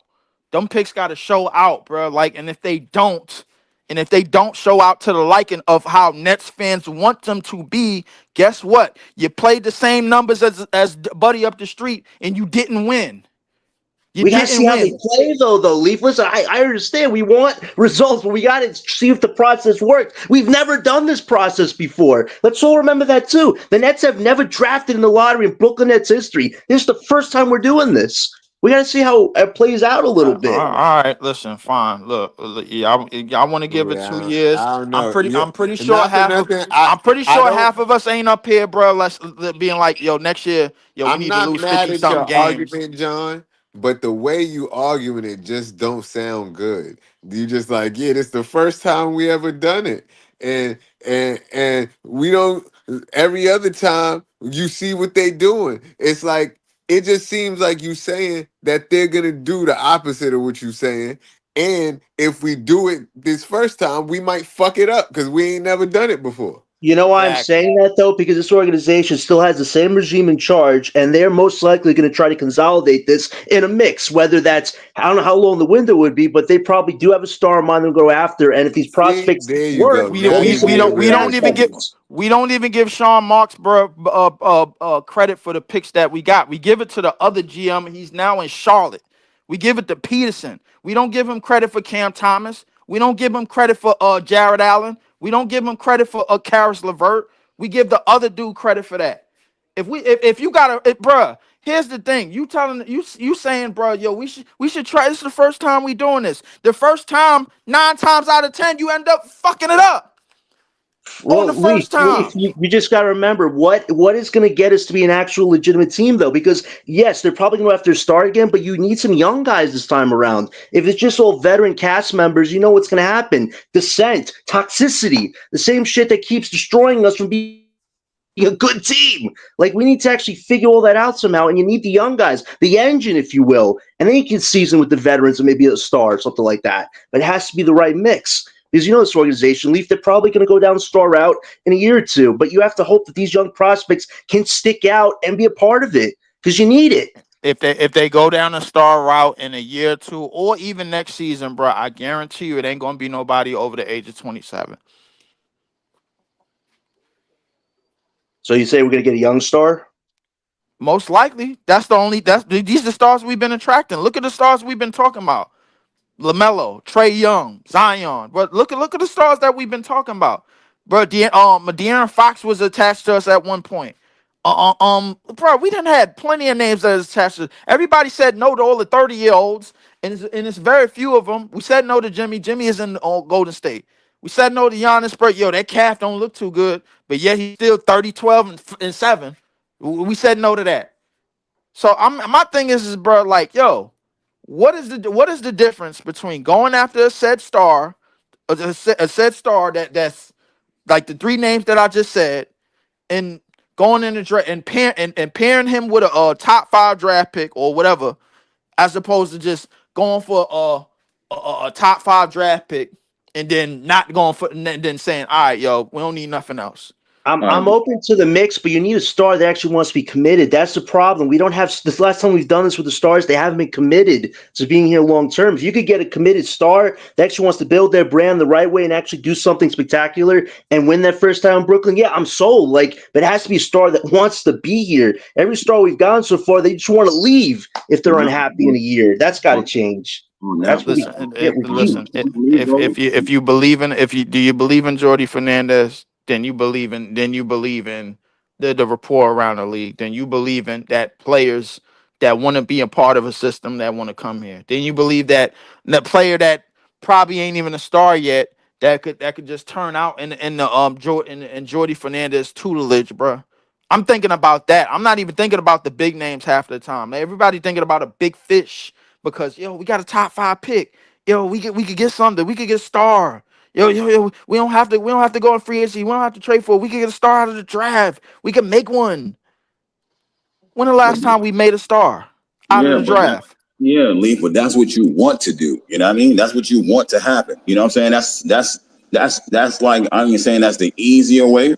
But if you can draft somebody and start there, then you know what I mean, you can figure out whatever else you need from there. You know what I mean? Instead of just like you're saying, if you got Trey and you draft somebody and they don't match up, then somebody gotta go. You know what I mean? Like, you know what I mean? You don't want it, you want to match, you want to pair somebody. When they had Trey in Atlanta and they had DeJounte, they thought DeJounte would work out with Trey, and it didn't work. You know what I mean? So somebody had to go, but they already had Trey there. You know what I'm saying? So when you say we draft whoever, Ace, Dylan, or whatever, you don't want to go just get Trey and then you draft Dylan. Like, you know what I'm saying? What are we doing? You know what I'm saying? You want to draft now and see if whoever you draft, all right, he plays like this, whatever piece, who do we think that we compare him with? You know what I mean? You don't just want to grab anybody. Right. You want balance. We need real roster balance. And I think Jordy understands that. Now it's like, let's get the actual pieces to balance out this team. Because right now this team is too one-dimensional. So this draft will probably give me an inkling if the front office is actually going to care about balancing out this roster. Because once you have a balanced roster, things tend to figure themselves out a lot easier than it is right now. So we just got to see how it plays out this summer. let me ask y'all something, bro. And this is how I really test where y'all heads is at. If we get the if by any chance we get the number one pick this year, if by any chance we get Cooper Flag this year, bro, y'all want you or what are y'all looking for? What are y'all looking for coming into next season? Y'all looking for just 18 wins coming into next season? I'm looking to see how Jordy coaches younger talent, not just guys that are brought here to be a mishmash. That's what I got to see. If he can really coach younger talent to earn wins, earn them. How about earn them? Let's go with that. Earn them. I would say that sounds about right because look, 18 wins, right? If you draft 4, it's just say they draft or use all their draft picks. They draft 5 and you get Cooper at 1, right? And like I said, you have that many young players on your team, you're not going to be a winning system. But to John's point, you want to see what he does with the young players, how the young players respond to Jordy. Then from there, like if you go into the draft next and you get another lottery pick, say it's another lottery pick. I'm not saying top 5 or anything like that. Just say it's another lottery pick, right? And you know Cooper's playing well. Now you start to think, all right, I draft this other person. Who else could I pair with Coop because he's playing well, right? Your other draft pick now that you got in the lottery, you're gonna see. You know what I'm saying? You're gonna pick. What's the word? You're gonna pick who you think would fit into the system. You wouldn't just pick who's the next top in line. You're gonna pick somebody that you strategize to get. Like I think he'll fit in good with the system. Then you go get whoever. You go get SGA. You go get whoever you think will fit with Cool. You know what I mean? That's what you would do. You would pair them after. But once you see him how he operate, you would think about what he needs. You know, he needs a Trae Young. He would do good with someone that also passes like Ben. He would do good with a skilled shooting guard. You know what I mean? Like, you know what I mean? You would know what he would need and you would be able to see it. So you won't just go after, because it's Anthony Edwards, let's go get Anthony Edwards, and then he don't match up with Coop. You wouldn't do that. That's what I'm saying. You want that perfect star that would gel with those homegrown guys. But that's why we got to see how this next year plays out, because there aren't really two big moves we can make this summer, Leaf, like without sacrificing a whole bunch of assets that probably would backfire on us again. We need to actually build the core first, and then like Ice is saying, those other factors will play themselves out. And that's how you start building the right way. You just got to see how this draft goes, and we'll go from there. Whether we have to think about making a big move at next year's deadline, or just letting the whole year play out and draft another top prospect to be with who we draft this year. Like we have to try to play it the smart way too. We can't just make the bullhead decisions anymore. We got to make the right decisions. The most important thing to me, bro, outside of the draft, is the trades that we make for CJ and Claxton. Right, that's a good point. That's the most important thing to me, because if you hell bent on getting younger, or hell bent on building putting pieces around some said pick, some said top 5, top 6 pick, whatever. Depends on how they play, bro. Like those are gonna be some of the most important trades. The I most agree. important thing is gonna be like the draft picks is already in hand. The most important thing is gonna be trades. I already said I'm out, bro. If we ain't drafting top 3, bro, like listen, y'all can watch this season. Y'all can do whatever in the draft. I don't care, bro. Like listen, if Milwaukee gets top 15, bro, like listen, look. I already said what I said, bro. Like y'all could take control of this draft. I want to see what the hell we gonna get for CJ and Clax, because I know they up out of here once we start going in a different direction. I know they are. Trading them will give us cap space for the following year, which free agency is way better. So if we do trade them this summer, we're going to be in a great position going into the following year, Leaf, where we could make a big move. I think if this first year plays out where the prospects you draft work hard, earn wins here or there, and really develop under Jordy, then you can start making a bigger move the following year, because you'll have the cap space by getting rid of Claxton and Johnson for expiring salaries. We can set this up the right way. The organization just has to plan this out. If they plan this out, it will work itself out, but they have to plan it out first. That's what we're going to see this summer. So your plan is trading CJ and Clax for cap space instead of trading them for a young for anybody between the ages of 24 and 21, bro. That can actually be a part of this team. Well, who do you That's your, want? that, That's just it, though. There's not a lot of options this year for us, Leaf. I'd rather trade those guys for expiring salaries, because the free agency the following year is better than this summer. This summer's free agency is a Gobi desert right now. There's nothing really prosperous for us this summer, so that's worth giving everything up for. The following year would be much better for us. Look. All I'm gonna say is this, bro. If you look hard enough, if you look hard enough, bro, there's players that could help this team. Now, I'm not saying I know who those said players are, or I know who those players from previous draft. Maybe a player from uh the 2023 draft or the 2022 draft or whatever. That's still on a rookie deal that could help. All I'm saying is, bro, if listen, we get rid of Clax.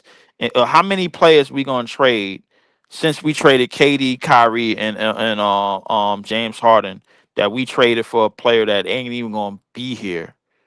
That ain't even gonna be here, bro. Like we done too much of that, bro. Like we got rid of KD for some knucklehead, some idiot that's now in a Tangerines jersey, bro. Like, and now we trying to get rid of the other dude that came with him. We traded Kyrie for Dorian Finney-Smith. We don't even have him no more. We traded James Harden for BS. We don't even have him no more. How many times are we gonna keep getting fleeced in trades? How Yeah, but you many? got to think about this too. Claxton's Not, value isn't that good. The only team that could take a chance on Claxton is the Lakers this summer, Leaf. So if you think you get anything else from other teams for Claxton, I think you're in the wrong boat on that one. And with Johnson, teams still want him, but Marks is such a greedy son of a gun that he's still going to probably want 2 picks for the guy unless he lowers the offer to 1 pick. Then Johnson's gone. We get the expiring salary. If you get off of their salaries this year, we'll be in a better position to maybe get a upgrade the following year that could gel with these young guys. If that's maybe a 25, 26 type vet player, fine, I'm down for it, but we have to plan it out the right way. I'll be honest with you. After next year's draft, I think we still gonna own the draft anyway, because the Knicks is gonna be in the shitter, and all the other teams that we traded their picks for is gonna be in the shitter as well. So we like, I ain't gonna lie to you, bro. Like, so whether we competing or not competing, bro, like I think we still gonna own the draft. So I don't think it's no rush, obviously, but at the same time, bro, like ain't like, I'm pretty sure we all ain't gonna sit up in here, bro, and just keep laying our heads left, bro, like, and be like, all right, yeah, the Nets is about to lose for another 50 games this season, bro. It is what it is, man. It's about Let's timing, Leaf. When the right players become available and our guys are developing the right way, then you strike. It's just you got to wait for the right time, and the timing will come. I don't think it's going to wait 4 or 5 years, but you got to be patient. I don't think this summer. I think the summer is more landmines for us. Like, are the Nets going to fall for the bait and screw themselves again, or are they going to be smart and wait till that golden opportunity comes their way? you keep saying this shit is about time. This shit ain't Call of Duty. You make a move, bro. You make a move and then live with the goddamn results. nah, but That's But that's it. what it's they've got been us doing. That's what nowhere, they've been Leaf. doing. You're telling us You to don't do it sit through on the your last. ass. You Nah, don't Oh Lee, sit on your man, ass. that's what they've been doing. You just say you ain't like it. There's so many trades yeah. they made. They stuck with their decision and it didn't work out the way they wanted. So they, you know what I mean? You got pivot. You know what I mean? Like that's what they did. So now they not doing that. They're like, all right, we're gonna go through the draft real quick. You know what I mean? It might take another year, you know what I mean, 2026. And after that, we might, you know what I'm saying? We might go back and grab somebody. You know what I'm saying? So that's what they trying. They trying to try something different. You know what I mean? They done made a lot of mistakes. You done said it a lot of times on here. So they trying something new, and you like, nah, yo, let's go. You know what I mean? Let's go That's what I'm grab trying to somebody. tell him. I said, and you said that. I think you misunderstood what Leaf was saying. Leaf was actually not defending the draft. Leaf was saying, "Why are we relying on the draft? Like, I need to see how this first part of the draft plays Why out are we for us relying only on the draft, bro? Like because that's No, there's we're all no I've not. heard. That's No, all we're I've not heard though. people talk about. Everybody know the names in the draft, bro. They can't tell me the names of players with expiring contracts, bro. That could be in the starting lineup for a team. Ain't nobody told me Yeah, about. Ain't you nobody know told me why? about nothing else. Ain't nobody told me about players that they wanted to trade for. Ain't Yeah, yeah, nobody in you here know why? told me that. Everybody know everybody in the draft. Everybody know niggas in the 20s in this draft more before they know players that want to get traded and You want know to why, switch Lee? teams. You know why? Because they're more exciting right now. That's more exciting right now. Having an Ace Bailey on your team is more exciting than whoever is becoming, you know what I mean, can help this team. Having Yeah, a Clipper flag is but more exciting. we You know only what I'm got saying? one lottery pick, bro. How is it that you know more niggas in the back end of this damn draft, bro? That ain't even came in the league that we know about niggas that we actually want to trade for, or niggas that's that got another that got 1 year coming up on their contract this I got, upcoming year that we could have as an expiring contract. all right, How I is got it? you. You know why? You know why? Because we got Because you like five. youth. That's Not why. Because we got 5 draft picks, not one. You know what I mean? Now, if we had 1 or 2, then you know what I mean. You got to find other places. But we got 5 You saying it like players we to got talk 5 about. draft picks in the top 15. We only got It don't, one. it don't, it don't matter if it's in the top 15. Cam ain't come out of the top 15. Cam Thomas was a top 15 pick. You know what I'm saying? Like we could keep on talking about it. A lot of these players wasn't in the top 15, but they on the team. You know what I Yeah, mean? and Leaf. They don't need to Was be. Cam Johnson a top 15 pick? No, he was a top Yeah, 11, I he think, was 10 top or 11. 11. He was top Yeah. 11. Yeah. But Leaf, we talk about the secondary stars available this summer: LaMelo, Zion, and Trey Young. But those guys aren't I'm not carrying just us. talking about the stars. I'm Yeah, not just talking about the stars. he's talking about role players or somebody that could start for us, you know, like Cam Oh, so Johnson. I have these. So Leaf, you want to throw the bag at Quentin Grimes this summer? He's available. The kid is shooting the ball out of the park right now. You want to get Hell him? Want to get no, him bro. We trying 25? to throw the No, but you he's trying a to young throw the player. bag at Wait, you trying to but throw the Leaf, you bag said you at got to Cam find a player. Thomas. How you gonna mention the worst possible fit? No, Leaf. He's not the worst possible. He gives you exactly what you're looking for. You want a young guy to help give this team production right now. Let's do it. Like, come on, we can't do that. No, Leaf. That's why we got to be strategic this summer. We can't just throw the bag at anybody just because we want to be slightly 2% better. We need to be strategic this summer. Make the right moves. Trade Claxton Johns for expiring salary. Draft well. Play this year out, and then next year I think we can make a bigger move because we'll be better positioned. There'll be way better talent available the Hold on, following year. I got a question for you, Lee, because this is wild funny, right? This is gonna be funny. Tyrese Martin, you don't think Ty should be on the team? Nick Claxton, I'm not sure how you feel about Nick. You probably think we probably need another center, right? There's positions that could be upgraded on this team, as you said, you want to look to upgrade. Now, all around the league, you know what I'm saying? I'm not saying you can't find nobody in free agency to upgrade, but if you get if you got 5 draft picks and you could pick a center and you could pick somebody like better than Tyrese coming out, and why are we looking that far in free agency? You know what I mean? That's why I'll be saying, if you don't think these players should stay on the team, then the draft is right here. Like the draft 5 picks is right here. Free agency, ain't nobody even think about free agency and any other players, because the Nets do what they pick who they go to the G League. You know what I mean? They look in house. I'm not gonna Sometimes they lie look to out, you. but they look in house. You know what I I'm mean? not. That's how they doing it right now. I'm not gonna lie to you, bro. We starting to look like an expansion team, bro. I don't even know who the fuck Wait, coming back what? next year.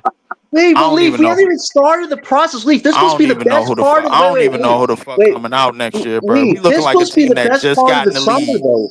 Wait, Leaf. This supposed 1995 Vancouver Grizzlies. This shit is No, wait, ridiculous. Leaf. This supposed to be the best part of summer. We actually get to get away from this nightmare season, actually focus on the future, what we've been trying to wait for to see play out. Now we have a chance to actually grow this team the right way. This supposed to be the most exciting part, Leaf, and you're so down right now about it. Come Look like on! we looking like the Vancouver Grizzlies right now, bro. This shit Oh is my gosh. ridiculous. Shit is Anybody wants to answer disgusting. this is wild. Leaf, I'm not. There ain't nothing to respond to, bro. Like that's why ain't nobody ain't say shit. We look like the Vancouver Grizzlies right now. oh my gosh, Shit Leaf. is You're gross. so this way, that way. Like, one bad thing happens, Leaf. You hit the nuclear button, man. Like, can we Gross. see the summer play out a little bit? I understand this was going to be a shitty year, but you know what? This is what we've been waiting for, to actually grow this team and actually add to it through the draft the right way. This is what decision that the organization made. Now we got to see them actually go to work and start building this. We This got is what we've some. been waiting for. Sean Marks is gonna fuck this up, bro. He gonna fuck this up, bro. And I'm gonna keep saying it too, bro. Like he gonna fuck this up badly, bro. It's gonna be terrible. Man, He please gonna hire a new GM before June 28th. Please, please, please, please, please, please. nah. They ain't Give gonna me hire Bob no new. Myers. They ain't gonna hire no damn new GM. They cool with being stupid. They're all right with being stupid. Being stupid is fun for them. Let's just be stupid. Let's just keep screwing the organization over. We don't care. Nobody cares, bro. If Shit is Mark Dexy ridiculous. drafts a 7 foot on draft, then there'll be breaking news. He'll conquer his phobia. He ain't gonna know what to do with him. Ain't gonna know what Let to do with him. the guy Jordan defend. will. That's Jordan's job. You know what I mean? Yeah, he ain't gonna know what to do with him, man. Shit is That's why we got ridiculous. Jordy. That's why we got Jordy. That's what we got him It's for. the only thing we got. Shit. Nick, it's the only thing Bro, we got, bro. I don't see how you can't see Cam Thomas and Zaire Williams as talent, but you can see. Bro, can you ever mention a sentence without saying Cam You said Thomas? only. You Oh said man. only. No. You said You only. can't, You bro. said only. Why you keep saying only? You bet you trying to egg me on so you could say that. When you say I'm only, not that's egging not you true. on, bro. Like, bro, I ain't say only, bro. Can You you? just said No, I didn't, bro. Like bro. Can you We can need a you ever? replay. nah. Yo, did not without arguing with him back and forth. Did he just say only? Jordy Fernandez is only. Did he just say that, or am I tripping? No, that's what he said. He's like, that's all we got. That's the only thing. That's the So only thing. why I gotta put up with this kerfuffles if he gonna just lie about it as soon as I confront him on it? Come on, man. How that's fair, bro? As soon as we confront you on some shit you saying you ain't say it. And I just asked the panel and they just I said, didn't know what you was talking about right there. That was my oh mistake. my But gosh. I didn't. No, Bro, no, you can bro. That's tell. why you gotta You, listen. you Yeah, meant you you, gotta bro. You listen. You like listening to yourself talk, but you don't listen to nobody else talk. because all I heard you say was Cam Thomas. Oh That's your damn. Well, problem. that's I why you said it. gotta It's not listen. only. I said Jordy Fernandez, and again, like as much as I want to prop Noah Clowney, bro, he Me having and Ice bad just shooting chilling. games. He having bad shooting games in the last part of the season, bro. He is. You know what I'm saying? So yeah, y'all don't want to count him, but I did see consistency when healthy. Zaire Williams, Cam Thomas, and again Jordy Fernandez. You can always count him in. But I even could see Jordy Fernandez last night saying that Jock Vaughn offers 2-3 passes behind that 3-point line. Then you looking for the 3-point shot and only or 9 times out of 10 looking for the 3-point shot. That's not going to help us win. And We got to be able to that game score was under the lazy arc. as hell yesterday, bro. We had a nigga Yeah. named Orlando Robinson put up 20 and 10 on Claxton, bro. Like, come on, bro. I'm not. No. That's Another backup center that played Claxton to a standstill, bro. I'm out. Still yeah, can't get over Bismarck Biombo. That one's still a head yeah, scratcher. yeah, but nah, that strategy work when you have the players. You know what I'm saying? And he doing that to see what you know what I mean, to see what it is and what it look like. If you got the players, that strategy will work, and that's why we talk about the draft because there are players like that, especially on my draft board, that would help with that situation. You know what I mean? Like there's two, Rasheer Fleming and Neek Clifford. Rasheer shoots 40% from three. Neek Clifford shoots 37% from three. Neek Clifford he's 6'6". He averaged 20 points and 10 rebounds, shooting Wow. 38% from three. All that shit gonna Like change. All that that, shit gonna change in the ho, ho, NBA. ho, ho, ho, ho, ho, ho. Because it ain't, because it's catch and shoot. You know what I mean? Once you can catch and shoot, you can catch and shoot. You know what I mean? The 3-point line is a little further back, but still, when you have the players, it makes a difference on the strategy, right? He's showing you what his game plan is. Now you gotta find the players, and you talking about get a star. Well, the star got to fit the system. You know what I'm saying? Right. If Right.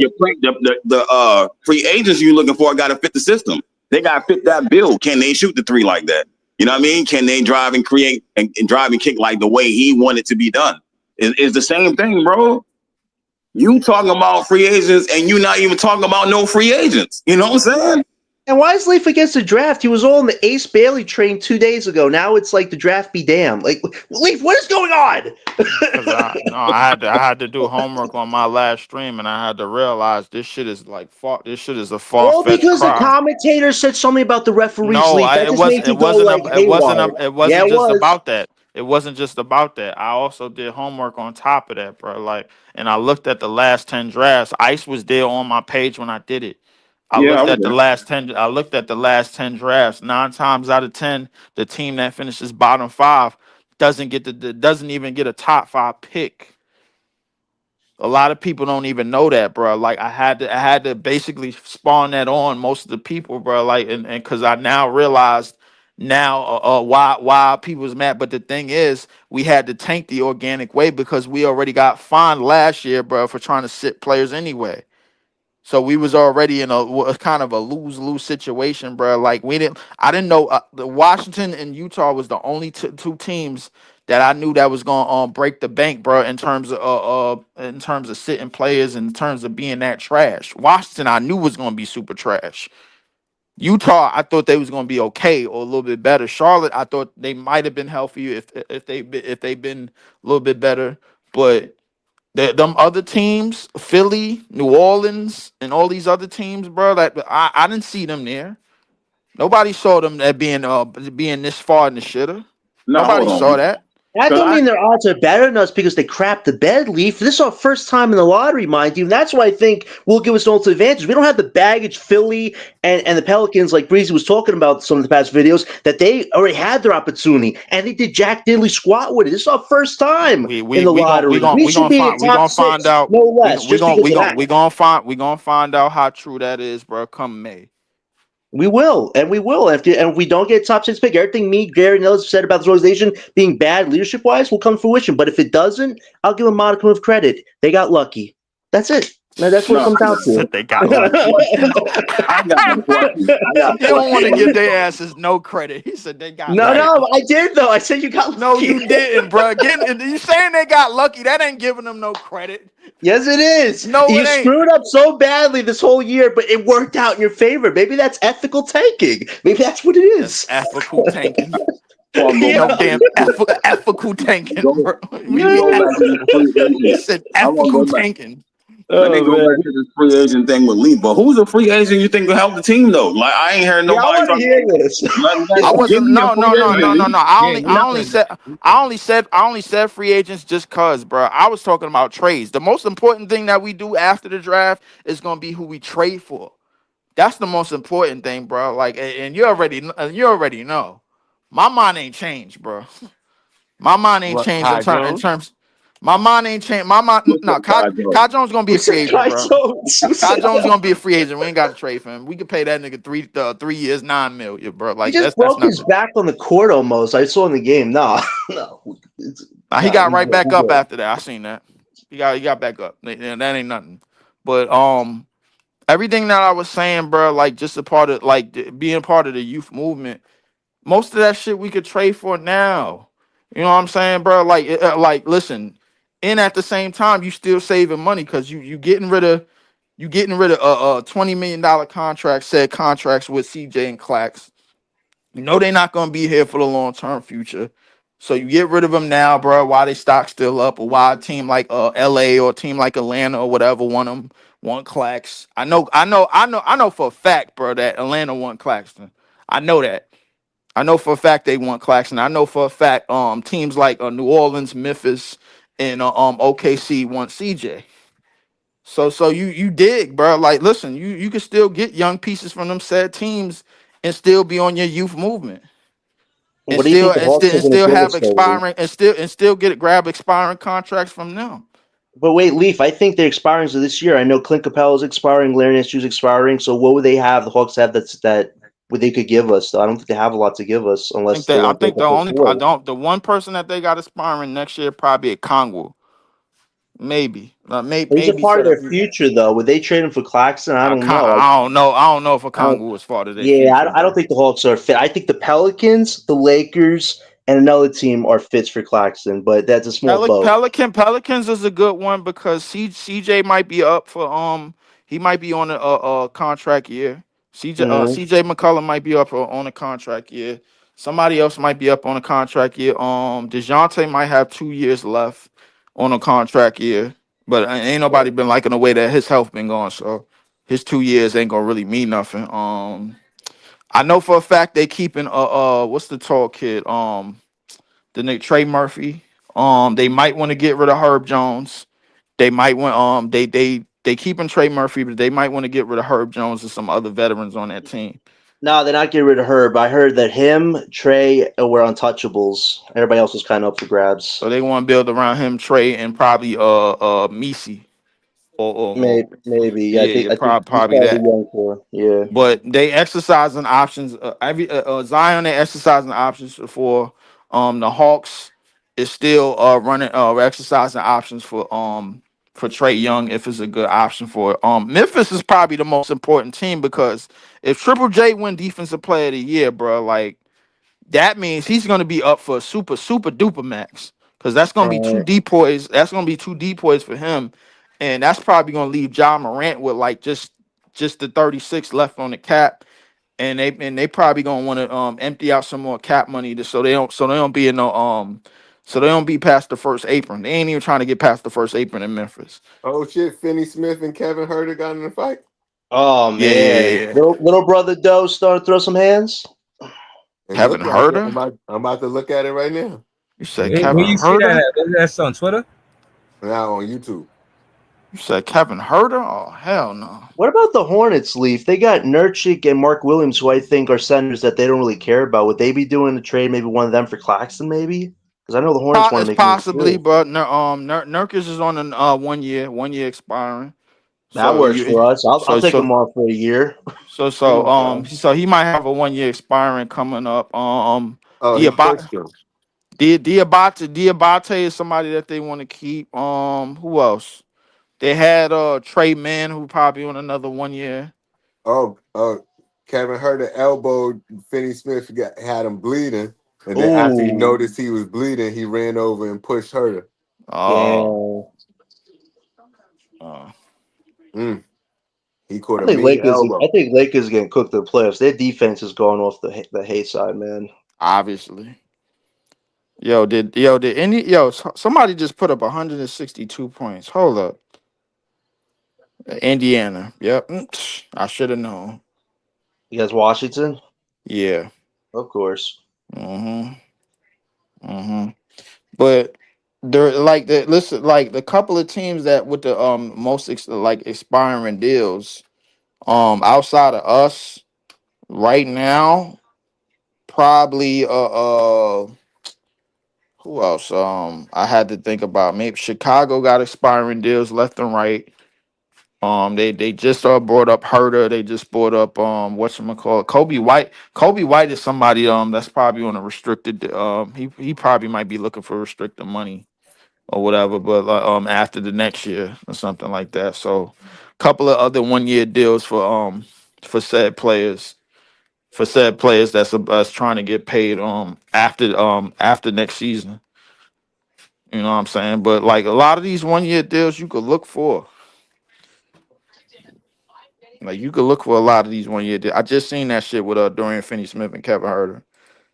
I mean, Leaf, you're not wrong. There's some opportunities there this summer. It's just there's no like deals that are going to make us like better in the short term. I think facilitating taking on expiring deals with some of that cap space money helps us because we could use that towards the following year where we would have more flexibility.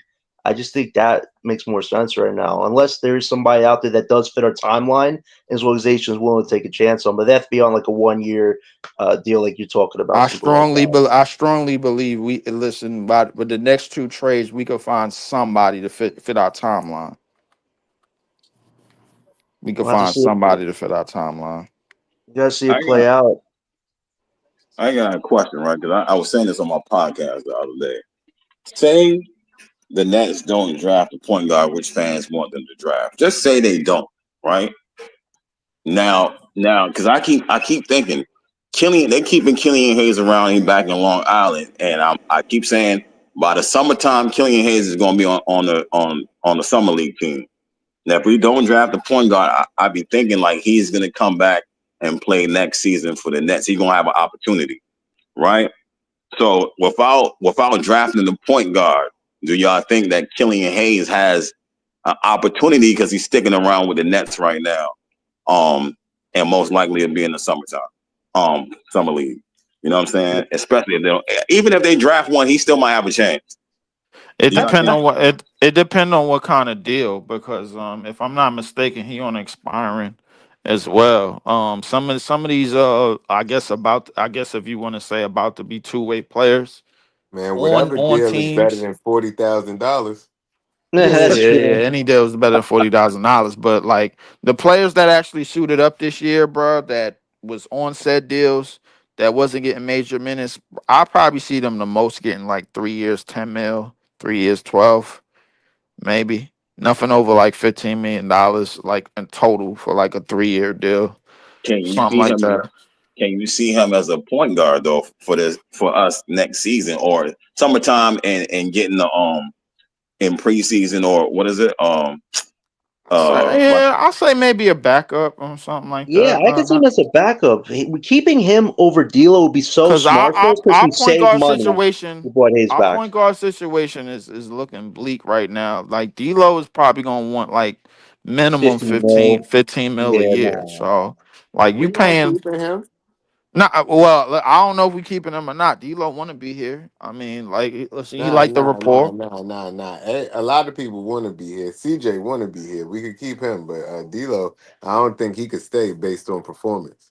Right. And he wants, But and if you look at all the money he's accumulated over the years, he's made his generational wealth. Like Gary looked up a stat, he's made as much money as Eli Manning of the Giants did. Like D'Lo's had his fair share. Keep Killian under 10 mil, we good. Let him be the backup. I don't need to give D'Lo 15 mil for what? Mentorship? Come on, ain't worth 15 mil. So That it ain't gonna depend. happen. It depends. It depends on the set contract. If he getting what, if he looking at 15 mil a year for like next 3 years, 3 4 years, he probably gonna Oh, look at like a veteran deal, maybe like a 1+1, like player op, like give him 15 mil and then like he go in a player option because we had that with Finney Smith. We had Finney Smith for 17.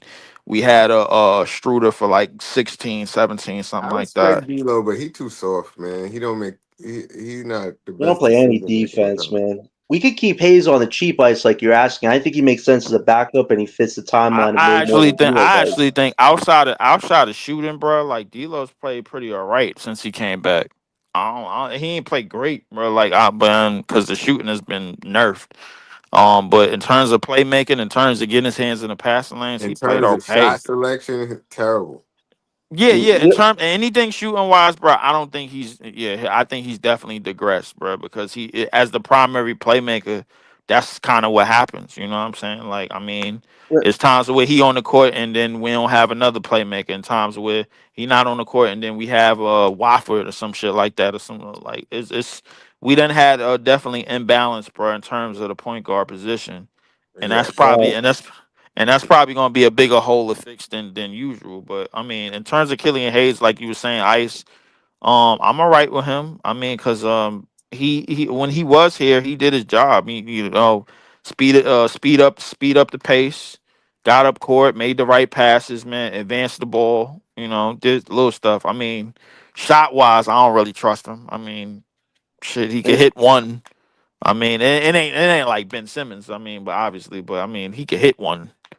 I just don't trust him shot wise, bro. Like, I mean, he all right. He could defend, he could pass. You know, he could do certain things in the paint. He could get in the paint, get downhill, get to the basket, and he could take his opportunities getting to the basket if he has a mismatch or whatever. But I mean, that's about it, man. Like, I mean, but as far as D'Lo go, I don't. Yeah, yeah, we can move off D'Lo. I'm with Jay on that. We can move off D'Lo. Like, probably get somebody. I don't even like. I'm looking late in the draft, and I don't really see no guards outside of Boogie Flan and what's the old boy what's that Powell on this Drake Power, yeah, yeah, yeah, what He a power. He a no not what's the other kid not Jay. Fleming, is it Oh, Fleming or yeah, Rasheed Fleming, a yeah, wing. yeah, Fleming. Yeah, yeah, that's who it was. That's what I was thinking of. I mixed the names up because I ain't get the position right. But Fleming, Boogie Flan dropped because of the injury. Shit. I ain't gonna lie. That back end of the draft in terms of guards, bro. If we don't get Yegor, bro, like, yeah, we better get Yegor, bro, because like Milwaukee is dropping. Like I ain't gonna lie. This shit about to get bad. They at 17. So I ain't gonna. Their pick is damn near to the lottery. They at 17 right now. If they get to 15, we better get Yegor with that. We better get Yegor between 15 and 19, bro. I'll take that. I told you it depends because them well, fans why do you want think he's favors. gonna be there? The fans want favors. You know You what I said mean? That's all. Yegor. If Yegor go higher than 15, wait, well, hold up. BYU still in the tournament? I think Yeah, they balling. they playing right now. They playing right now. They sure Yeah, is. I Hold think up. they balling. Yeah, they all. Yeah, they might be balling. I think they playing Alabama too. Hold on. 'Cause, if they still balling out, that means Yegor might jump back into the lottery. It's a possibility that he might jump back into that. Cause no, BYU lost. They lost Oh, already. they They lost. lost. They lost already. Hold on. Let me see what Yegor did. Yegor had 15 and 7. or for 14 shots, 1 for 8 for. God damn, this nigga was some shit. Yeah, yeah. That's I his got. problem. That's I his still problem. got. He's not a good shooter. I mean, but he a damn good. I mean, but that vision though, bro. Like, and He has the best vision, yes, but he's definitely his shot, and he struggles with smaller guards guarding him. You know what I mean? So yeah, he got, you know what I'm saying? You could, I still, if he was on the board, I still take him. But like I said, the fans have spoken. They said Jeremiah Fair is the point guard they want for the future. If we land anywhere near 5. oh yeah, yeah. I agree with you. I mean, like to me, the order goes Dylan, Jeremiah, and Yegor. To me, like in terms of that order, bro. Like, but I'm hell bent, bro. Like, you know, we need a top 3 pick, man. Screw all of that. I ain't with the bullshit, bro. Like, listen, you win with wings and height in this league, bro. Like, I ain't with all of that bullshit, bro. Don't get me wrong. No disrespect to Dylan. I know Dylan like 6'6", a good 6'6", man, like big point guard, man. But yeah, we gonna need some wingspan up out here. The hell with that bullshit. I think Dylan, Yegor will probably fit in more of like a Josh Giddey type of role. 'Cause I feel like he'll be able to do a little bit of everything, bro. Like once he start getting gone, like I definitely see that for him. But yeah, I ain't gonna lie, some of these scores is looking kind of sus. Shit, Yeah, I wanted Utah to win tonight, but damn, don't look like that happening. they ain't balling. Utah is not balling. They not. No, I'm shit. You better off with the Pelicans, bro. Getting up. Pelicans might be able to win some more games. Cause I ain't take a look at the rest of their schedule, but I mean, it's possible that they can win a couple of more games. That's what I thought. They capable of winning 3 games. 3. Hold on. I'll tell you. So they got Golden State, Charlotte, Clippers, Lakers, Milwaukee, us, Milwaukee, Miami, OKC. The last game of the season. Yeah, I see about one. 2, 3, 2. I see 2. I don't think they beating the Clippers or the Lakers or Milwaukee. They might beat us. Like I see Charlotte and us as 2 wins on their schedule. Like if Zion play that game, because we ain't have no answer for Zion at all. Yeah. Like that nigga just running in our paint left and right, bro. Like so, I mean, it's possible. We just got to see how the rest of this shit gonna shape out. But in terms of the rest of the year, but in terms of what you saying about Fierce got the best first step in the draft, bar none. Nobody knows what VJ is gonna end up being. In terms of like at the guard position, when nobody really knows if he could be a 2 or 1. You know what I'm saying? So I just don't know. Like VJ, yeah, I say it too, but like if it's a 2.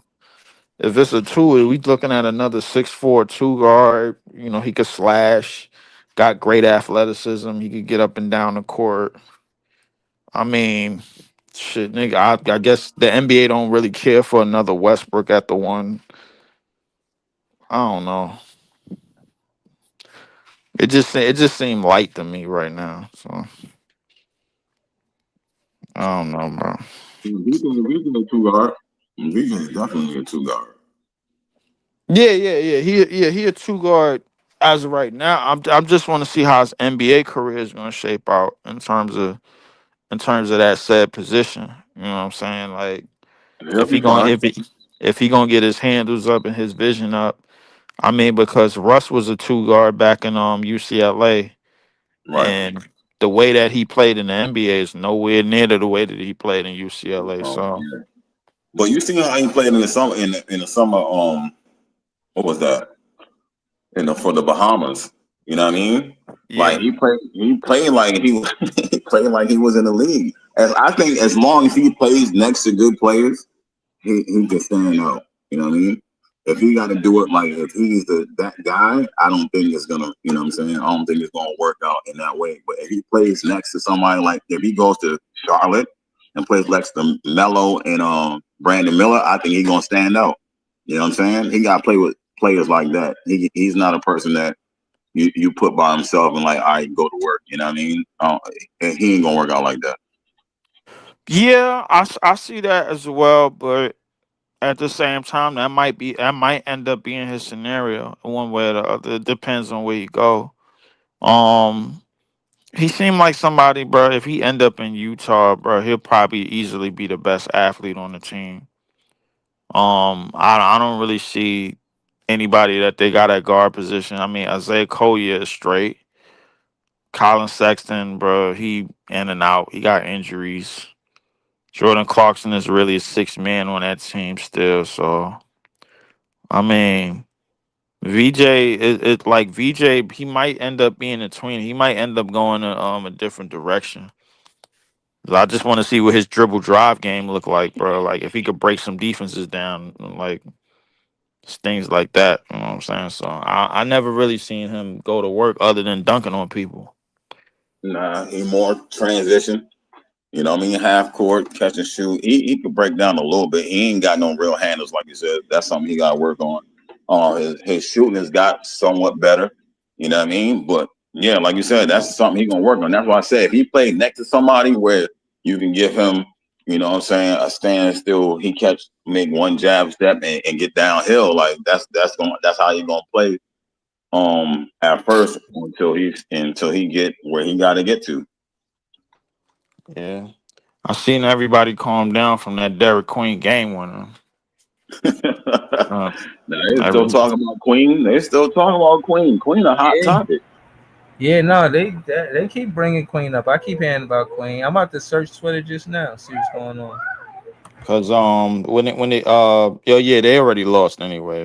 They lost to Florida tonight. Queen had oh shit. Queen had 27, 5, 10 free throws, 10 for 10 from the line, 8 for 17 from the field. Queen balled out. I mean, the starters. It's just the rest of these niggas had to figure it out. Yeah. Yeah, nah, I know what it was. Florida bench killed them. And they had two niggas off the bench with in double figures. So yeah. Do me a favor. Look up Alex Condon for Florida. What his numbers look Uh, like? you said Alex Condon. Yeah. He has 6 points, 3 for 4 shooting, 4 rebounds, 2 assists. That's somebody I have to watch. You're not. His name was rising because he was going off for like the last 4 or 5 games or something like that. And they said that he might end up in the first round. And he plays center, but he's more like a power forward, a stretch power forward in the NBA. You know what I'm saying? 6'11". But I don't know how much I don't remember how much he weighed, but he could shoot the three, he could create a little bit. You know what I mean? And that was the Yeah. name that was mentioned all the time that he Yo, would be in the first round. why the hell is the two police officers and the captain walking? What the hell? No, no, no, no. Let me close these windows. Yeah, yeah. If he a stretch, bro, like I see the stretch bigs that's getting roles.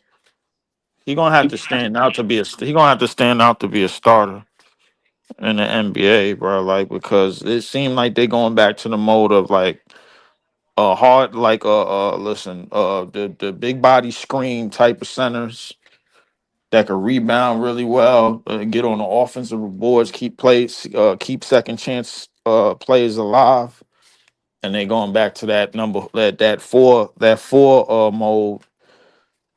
The power forward mode in the NBA is about to be Triple J and Evan Mobley.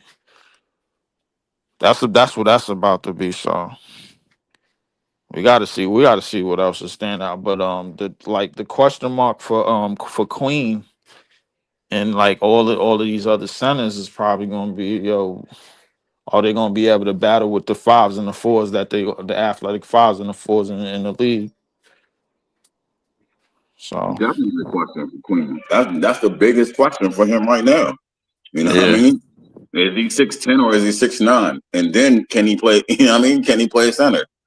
yeah, In the NBA, is he a four? You know what I mean? Like, can he even hang with the fours? Like, you know what I mean? So there's questions with him. It's just his offense is nice. You know what I mean? Like yeah. his offense. His offense is really really on the up and up so much to where they feel like he'll be able to he'll be all right on the offensive side. Defensively, they feel like it's self-explanatory. So I mean, I mean, it is what it is. I don't know if they looking for like that offensive juggernaut. A team might take their chance on him within the top 7 or whatever. Yo, these niggas got flashlights and everything. Nah, hell no, I ain't coming out this building. Thought I was gonna go outside, but yeah, but the thing with Queen said that, but is he 6'9" or 6'10"? And like a lot of people probably want him to be 6'10", 6'11", like closer to 6'11". Yeah. Just at the third or whatever. But F all that, man. I want a top 3 pick in Jaeger. Um, everybody know what I want, bro. Like I would like I be realistically, bro. Like I would either like Coop and Jaeger or Ace and Jaeger. I'll be fine. I'm leaning more towards Coop and Jaeger, bro. Not to say anything about Ace, but I think Ace on our team is probably gonna need a little bit more. Um. Oh yeah. He'll need a point guard and Yeah. floor spacing for Yeah, sure. he probably gonna need some floor raises to go along with him. I think Coop could do a little bit of everything now. And Coop is starting to like really home into like his true athleticism. And I think like his defensive prowess already is that's probably gonna be the thing that's gonna keep him in the league for a long time. You know what I'm saying? His shot blocking ability, his wingspan, you know what I'm saying? Like things like that. Like I think Coop is gonna be the mainstay for the most part. I think Dylan gonna be fine wherever he go. I think Dylan gonna be okay wherever he go. Not saying like he gonna be an all-star superstar, nothing like that, but I think he always gonna have a job wherever he go. Like the big guards. I don't think the big guards are sneaking up on nobody, but like if he showed that he could be physically imposing and get to spots anywhere, anytime, any which time he want, he gonna be on that type of time. I think they like his comparison probably gonna be closer to Cade once he start getting going. Like Ace is probably the biggest wild card in the top 3, just because they looking this because they looking for PG, they looking for T Mac, they looking for KD, they looking for all of those in Ace. So, but I ain't gonna lie to you, bro. I'm leaning towards saying, yo, I want number 1 in Jaeger. I'm leaning towards that, bro. Like I got to start pivoting. I got to start pivoting more and more in the post. Like we need that, bro. So I hear you. I'm still taking Ace. You know what I mean? Give me. I'm taking Ace with I'm no cool. I'm problem. cool with Ace, but if the NBA give us number 1, they expecting us to take Coop, like for sure. If we don't take Coop, bro, like then there's a whole lot of people in that front office that's gonna be pissed off. So, Yeah, uh, they'll be pissed off because I'm taking Ace. You know what I'm saying? uh, I'm taking the guy with the highest potential in the draft. You know what I'm them- saying? you take Ace over Coop, them niggas gonna get you up out of there. They gonna get you out the country. You ain't gonna never have another job in the country again. Shit, you're gonna be over in some third world country raking Well, leaves. I keep saying I ain't the only one who would do that. You know what I'm saying? I ain't listen. I had a year to assess, bro. Like I know how I felt about Ace before the season started, and I know how I feel about Coop now, which is the two different things. And Coop, um, obviously they got it. Like obviously Coop knows how to play in a team setting. When you go to Duke, that's the one thing they teach you, how to play in a team setting, how to play, rotation type basketball, rotation type defense, man. It's getting your defensive stance, lateral quickness, that type of thing. Um, the thing with Ace and Dylan, I feel like they was just looking more. They was mostly looking to show out. Like like for a college team or for a college program that was gonna give them minutes right away. That was gonna give them something right away. You know what I'm saying? Like with Coop, I feel like Coop knows how to play within a structure. And I think that's kind of what Jordy won a little bit, a little bit more. So I don't know, nothing against Ace, bro. Like I like Ace. I hope wherever he land, including if he land with us, bro, like he end up being exactly as advertised. But so especially Dylan. But I think in terms of like the team player, I think if you ask Jordy, he probably want Coop. I ain't gonna lie to you. So yeah. Yeah, he would because he fits everything. He fits the system. He do everything that we need. You know what I mean? Point forward. You can run the offense through him like as far as facilitating. He can make the passes. You know what I'm saying? So I can see that. But I can also make the case for Ace because his catch and shoot is unreal. You know what I mean? His catch and shoot is unreal. His midi getting to where he got to get to his spots and do all that type stuff. You know what I mean? That I can see that too because we really don't have too many guys that can do anything like that right now. You know what I'm saying? So that I can see Ace too because he's a taller wing at that. Right, You know what I mean? right. And You know I what I'm seen saying? Ace. I seen Ace working out with Giannis.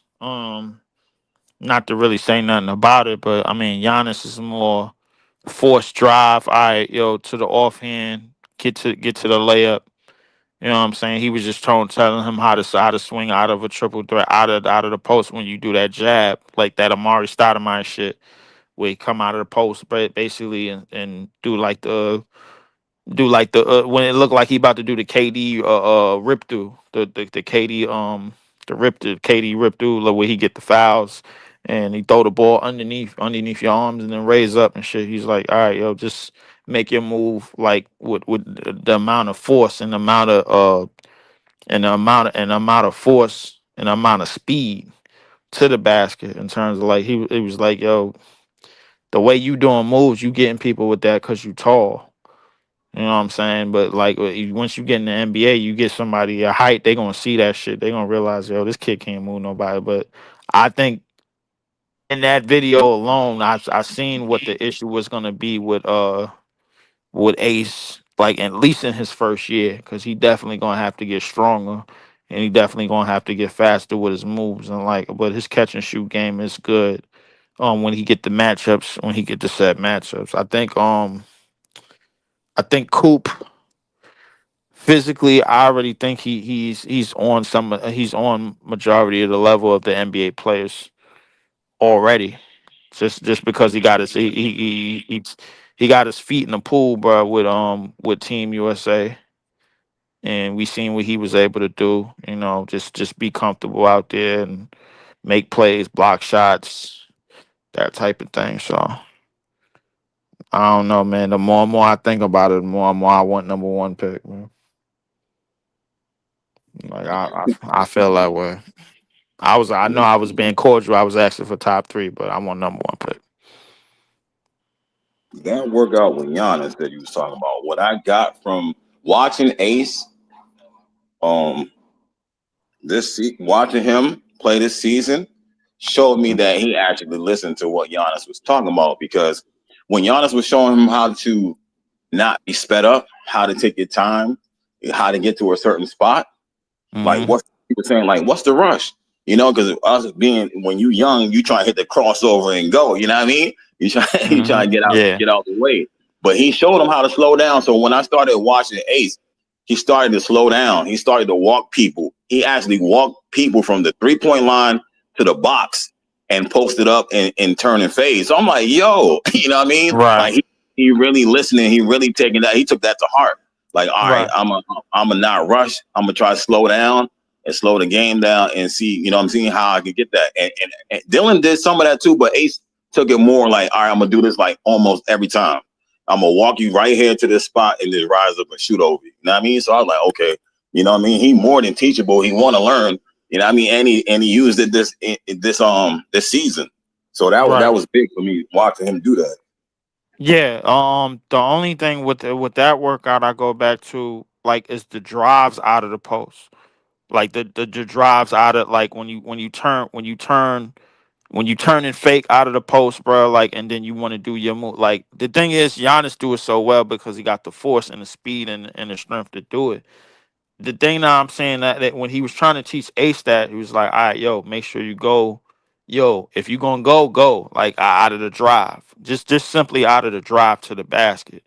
You know what I'm saying? Because they might be sitting on your fadeaway. They might be sitting on the right, fall away off the right shoulder, fall away off the left shoulder, those type of things, bro. Like they might be sitting on the catch and shoot. They might be sitting on the free throw, the elbow jumper, bro. Like you got he's basically telling them, yo, we got wings that know how to sit that know how to sit on those spots defensively and know how to make sure they get their athleticism and they get their wingspan on those said spots.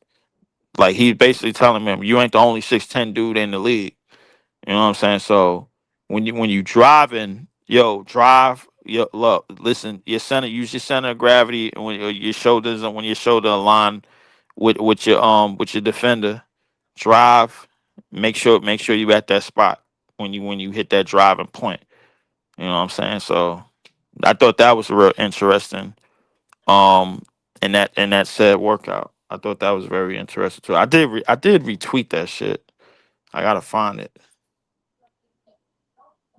I definitely gotta find it. So I'm just perusing Twitter right now, trying to see what's going on. It's quiet for real. who is this? Fleming? Nah, this look like Sorba. Oh, Sorba. Okay, Sorba. Sorba, yeah. I never But seen this game. I keep hearing about him. But he hitting I threes. I, I I don't I know took a anything look about at that. Fleming. I didn't take a look at Sorba too much yet. Yeah, this is my first look at him right now. He look like he got some post play. Back to the basket, Back to the spin, two basket, spins. jump up. Yep. He operating from the free throw line. I like that. Everything Word. is Got a it's little hook shot. Okay. Yeah, him on the Brooklyn Nets is tough. it seemed like he adjusted to that contact, but the difference it seemed like the difference is like when you get that said contact and then you go when you dealing with context so much, bro, you the thing is you allow yourself to wear down as easy.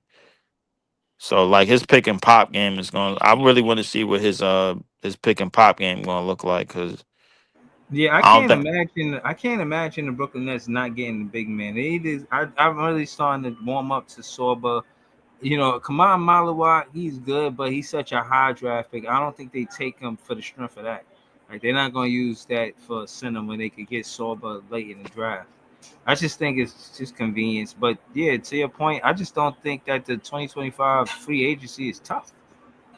I don't think it's tough. I've seen it, and we could go through it right now if you want. But I'm not. It wasn't the free agency that I was looking at, bro. I'm looking at players that's going to have them 1 year contracts after this year. I'm looking at you the talking about the players that's 2026 free agency? getting nothing. Yeah, something like that. I'm looking at the 2026 free agency, but I'm not looking at That's them tough. to That's pay great. them. That shit is amazing. Yeah, I that seen that that is great, but I'm also looking at players. that you could get on said deals, bro. Like they might still be in a rookie contract. Players that's still in rookie contracts, maybe in their second, third year they rookie contract. Players that's in like restricted, like little restricted deals on other teams, bro. Like those are the players I'm looking at. I'm looking at team to team type stuff. And I was looking at that, like players that could be in a rotation off that. You like, well, we need the center that we needed, bro. Like, was the centers that we needed, bro, is the centers that came out last year, the big body rebound centers, the tough screen centers. I don't think that No, I don't think that we really gonna get that out of this draft too much this year. Maybe Danny Wolf, maybe Sorba, maybe a couple of other dudes late in the draft. Broom, I think Broom is coming out. he Um, is. uh, uh, He's uh, 16. yeah. So, but I think the centers that we looking for, long term is mostly like, the stand still, like not stand still, but good enough strength around on the rebounds. We looking basically for Drake or for Dayron, but taller. You got him. And he in the draft. His name is Maxim Reynard. That's who it is. He leads that Uh, conference in rebounding and second in scoring. You know what I'm saying? He lead the conference in two things, basically. You know what I'm saying? And I'm both cool. Yeah, I know that. I know both about the conference, but I'm talking about in terms of is he going to be like a command strength type of play? Like when I think of Dayron, bro, like I think of somebody, like, and the thing is, I don't like Jay. I'm trying to attest to this because Jay was telling me about it. He was like, yo, Dayron passing getting better. Dayron vision getting better. Dayron shooting getting better. The thing is, he just can't stay on the court because of fouls.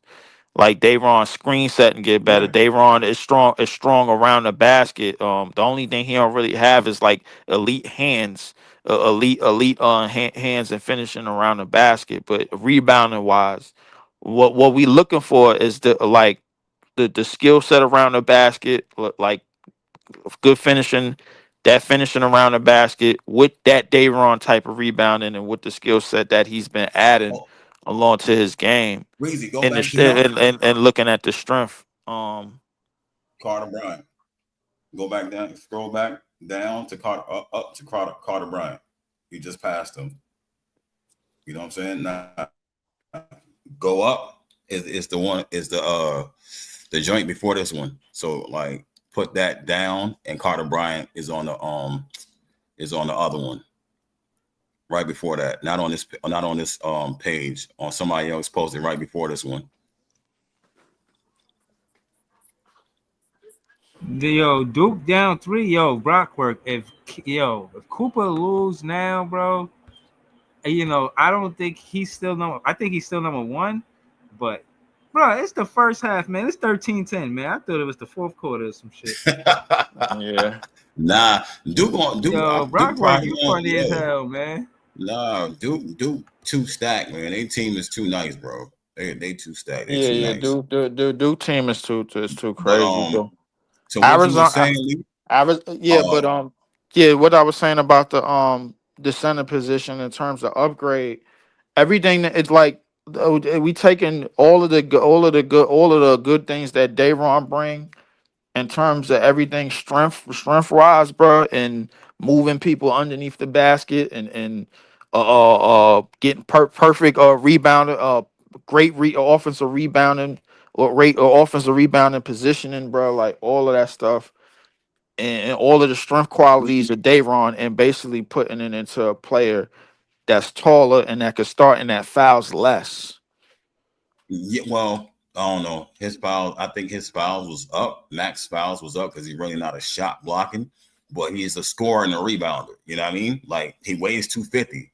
Him and Kalkbrenner. Kalkbrenner is more of a shot blocker, more of your Brooke Lopez, right? His size is different. Their skills is different, but they do similar things. Like What a- Kalkbrenner what a- is a what a- better what rebounder. about Wolf, bro? Like I ain't hear nothing about Danny Wolf. Danny don't play. He doesn't play center for his team. The other dude, Golden, plays center. So Danny plays power forward for them. You know what I'm saying? So But they but got they Dan had but two Danny 7 is foot. legit. But Danny is legit 7 foot 250. Yes, but but he doesn't. He's not physical. He's not. Well, he plays physical, but he's not. You know what I'm saying? He's not like. You don't think he gonna adjust to the physicality of the NBA? Nah, I'd rather put him at the 4. He's too skilled. I think he's too skilled to be a center. I think he needs to be on the wing the way they got him in college. You know what I'm saying? I think he is your I'm not saying he's exactly what's the dude for the Cavaliers that play the 4? Who you talking about? For the Cavs? Yeah, to play 4. That play Oh, the Evan 4. Mobley. Evan Mobley. Yeah, he's not Evan Mobley, but he's Evan Mobley. Yeah, if you get what I'm saying. You Not put him, Evan Mobley, but he's Evan Mobley. yeah, you put Right. him on it. You could put him at center, but you don't want to play him at center. He could spell you some minutes at center, but you want him on the wing because he could shoot the 3, he could drive, he got crossover handles, he could possibly run point forward. You know what I mean? So he could pass. So you want him more on the outside. You want somebody more physical. You know what I mean? More like Right. Aaron or you know what I So you mean? feel like Someone like defensively, bro, like you feel like offensively is where he thrive at. Defensively, he kind of fool. yes, yeah, Oh, yeah. okay. He a help side block shot type. But he You know what I'm ain't but he saying? ain't but one on one. If he one on one when he by himself, he ain't got no help with him. Like he Yeah, basically like chicken somebody else his McNuggets. size. Yeah, Oh, if okay. somebody is not his size, But I but mean if he the somebody else lone is. but if he the lone big if he the lone big man, bro, like yeah, then he toast. No, no, yeah, no, I can't see him. I can't see him running center. I can't see I him can see man. him You on the can't see him man in the paint. wing. I You can can't definitely see see him him. man in the You know what I'm paint. saying? Yeah, Being Evelyn. you can't see him man in the paint on No, his no, lonely. that's because that's not how he played. That's not how he played. He played top of the key, or he might fade away or post up fade away type thing, but not like man in the paint. They had the other dude golden man in the paint. You know what I mean? He backing you down, hook shot. You know what I'm saying? Hook shot, rebound, dunk. You know what I'm saying? Danny not doing. Danny more finesse. He more finesse. He got a little grit to him, but he's more finesse than anything. You know what I'm saying? Plus, So plus, you uh, if plus, you he's like Jewish. He probably fit for in Brooklyn. this draft, they ain't that many 4s like that. You know what I mean? There ain't too many 7 foot I guys mean, that do what Wolf do. well, when You know what you I mean? but every time you mention Maynard, bro, like I just think four. Like I see the potential of a four to me. Even with his height, bro, like and his ability, I think he could block shots. Yeah, I don't see him as somebody that's gonna man an NBA paint by himself, bro. I don't see him the way I see Donovan Clingan. I don't see him the way I see Edie. I don't see him the way I see like the top notch He rebounders. offensively, yes, he could. Defensively, he's gonna struggle. Right. Leaf, Yeah, he's a yo, natural leaf. I think, rebounder. He's a yo, natural leaf. I scorer, think right? that, I That's what I'm think. saying. With him, go ahead, peoples. Oh no, my bad. No, I was gonna say, quick. I don't want Yeah. to cut you off, but I was gonna say that that guy, that kid. I don't know. He's international, or whatever. He like more brolic. He kind of remind me of Derek Lively, Luxembourg. They're talking about he's gonna be Luxembourg. like, Oh, Oh, yeah, yeah, like I know you're played talking about Yaxel. defense, tough. Yeah, Maxwell. Yeah, maybe somebody Yaxel. like Yaxel. that. Maybe somebody later Yeah, on. Yaxel. Yeah, well, the first thing Yaxel, yeah, first that Yaxel or is Axel He's a or the four first too. thing. He's gonna Yeah, be yeah, more on the wing, yeah, but yeah. he He could gonna be score a six four. nine. Yeah. So Oh, I he. thought he was like 6'11", because I don't want to 6'9" guys leave. I mean, you Yeah. listen. Them Europeans Nah, got growth he's spurts out the six ass, nine. bro. Like I'm not gonna say it But like I seen him like he's He's like 6'9". mad brolic, Yaxel like when he's 6'9". screaming, we not dunking gonna on sit somebody. here like Porzingis ain't go from 6'11" in the draft to 7'3" on 240. opening night. So I look at it as Yeah, listen. nah. Yaxel I is think I six think I nine, think two he forty. more chisel and like more muscle though, right? Pause. More chisel than Wolf and Yeah, whoever yeah, else he I'm talking about. 240. I He just wanted to put it 240. out there. I Yeah, just wanted to put it he out there. 240. Yeah, he 240, bro. He Oh probably damn! I didn't know that. Wait, I didn't know. That's what I'm saying. Somebody like that, you leave. Because we'd be struggling. Because I know you don't right. want to watch that shit. You don't want to watch people If taking if it's advantage of us and shit. somebody that can man the paint on their own, bro, I'm cool, bro. Like I'm looking at Wolf. I'm looking Hawk at Runner. Offense probably raw though. Offense I'm probably looking at horrible, Maynard. bro. I'm looking at Hawk Runner. yeah, but I'm looking at somebody, bro. Like Hawk Runner can man the paint by himself. I seen Cole right. Brenner, skinny white guy, right? Skinny, like skinny, I He think. not skinny. He weighed 250 something too. Oh damn! I Yeah, no, because Nah, he he looks skinny big. from the yo, draft. From the when you look at the yo, because I'm every day I'm doing a mock draft. When you do the Yeah, mock draft, you just want to go in and see like the latest guys, yeah. mock Hold on. draft and shit. And yo, sorry guys, I gotta close out. I might be back like around an hour, but I gotta close out right now. All right, All yeah, right. yeah. Let oh, me put thank my y'all. phone in the I charger. appreciate that though. All right, Nets fans, the best fans. Later, y'all. Peace.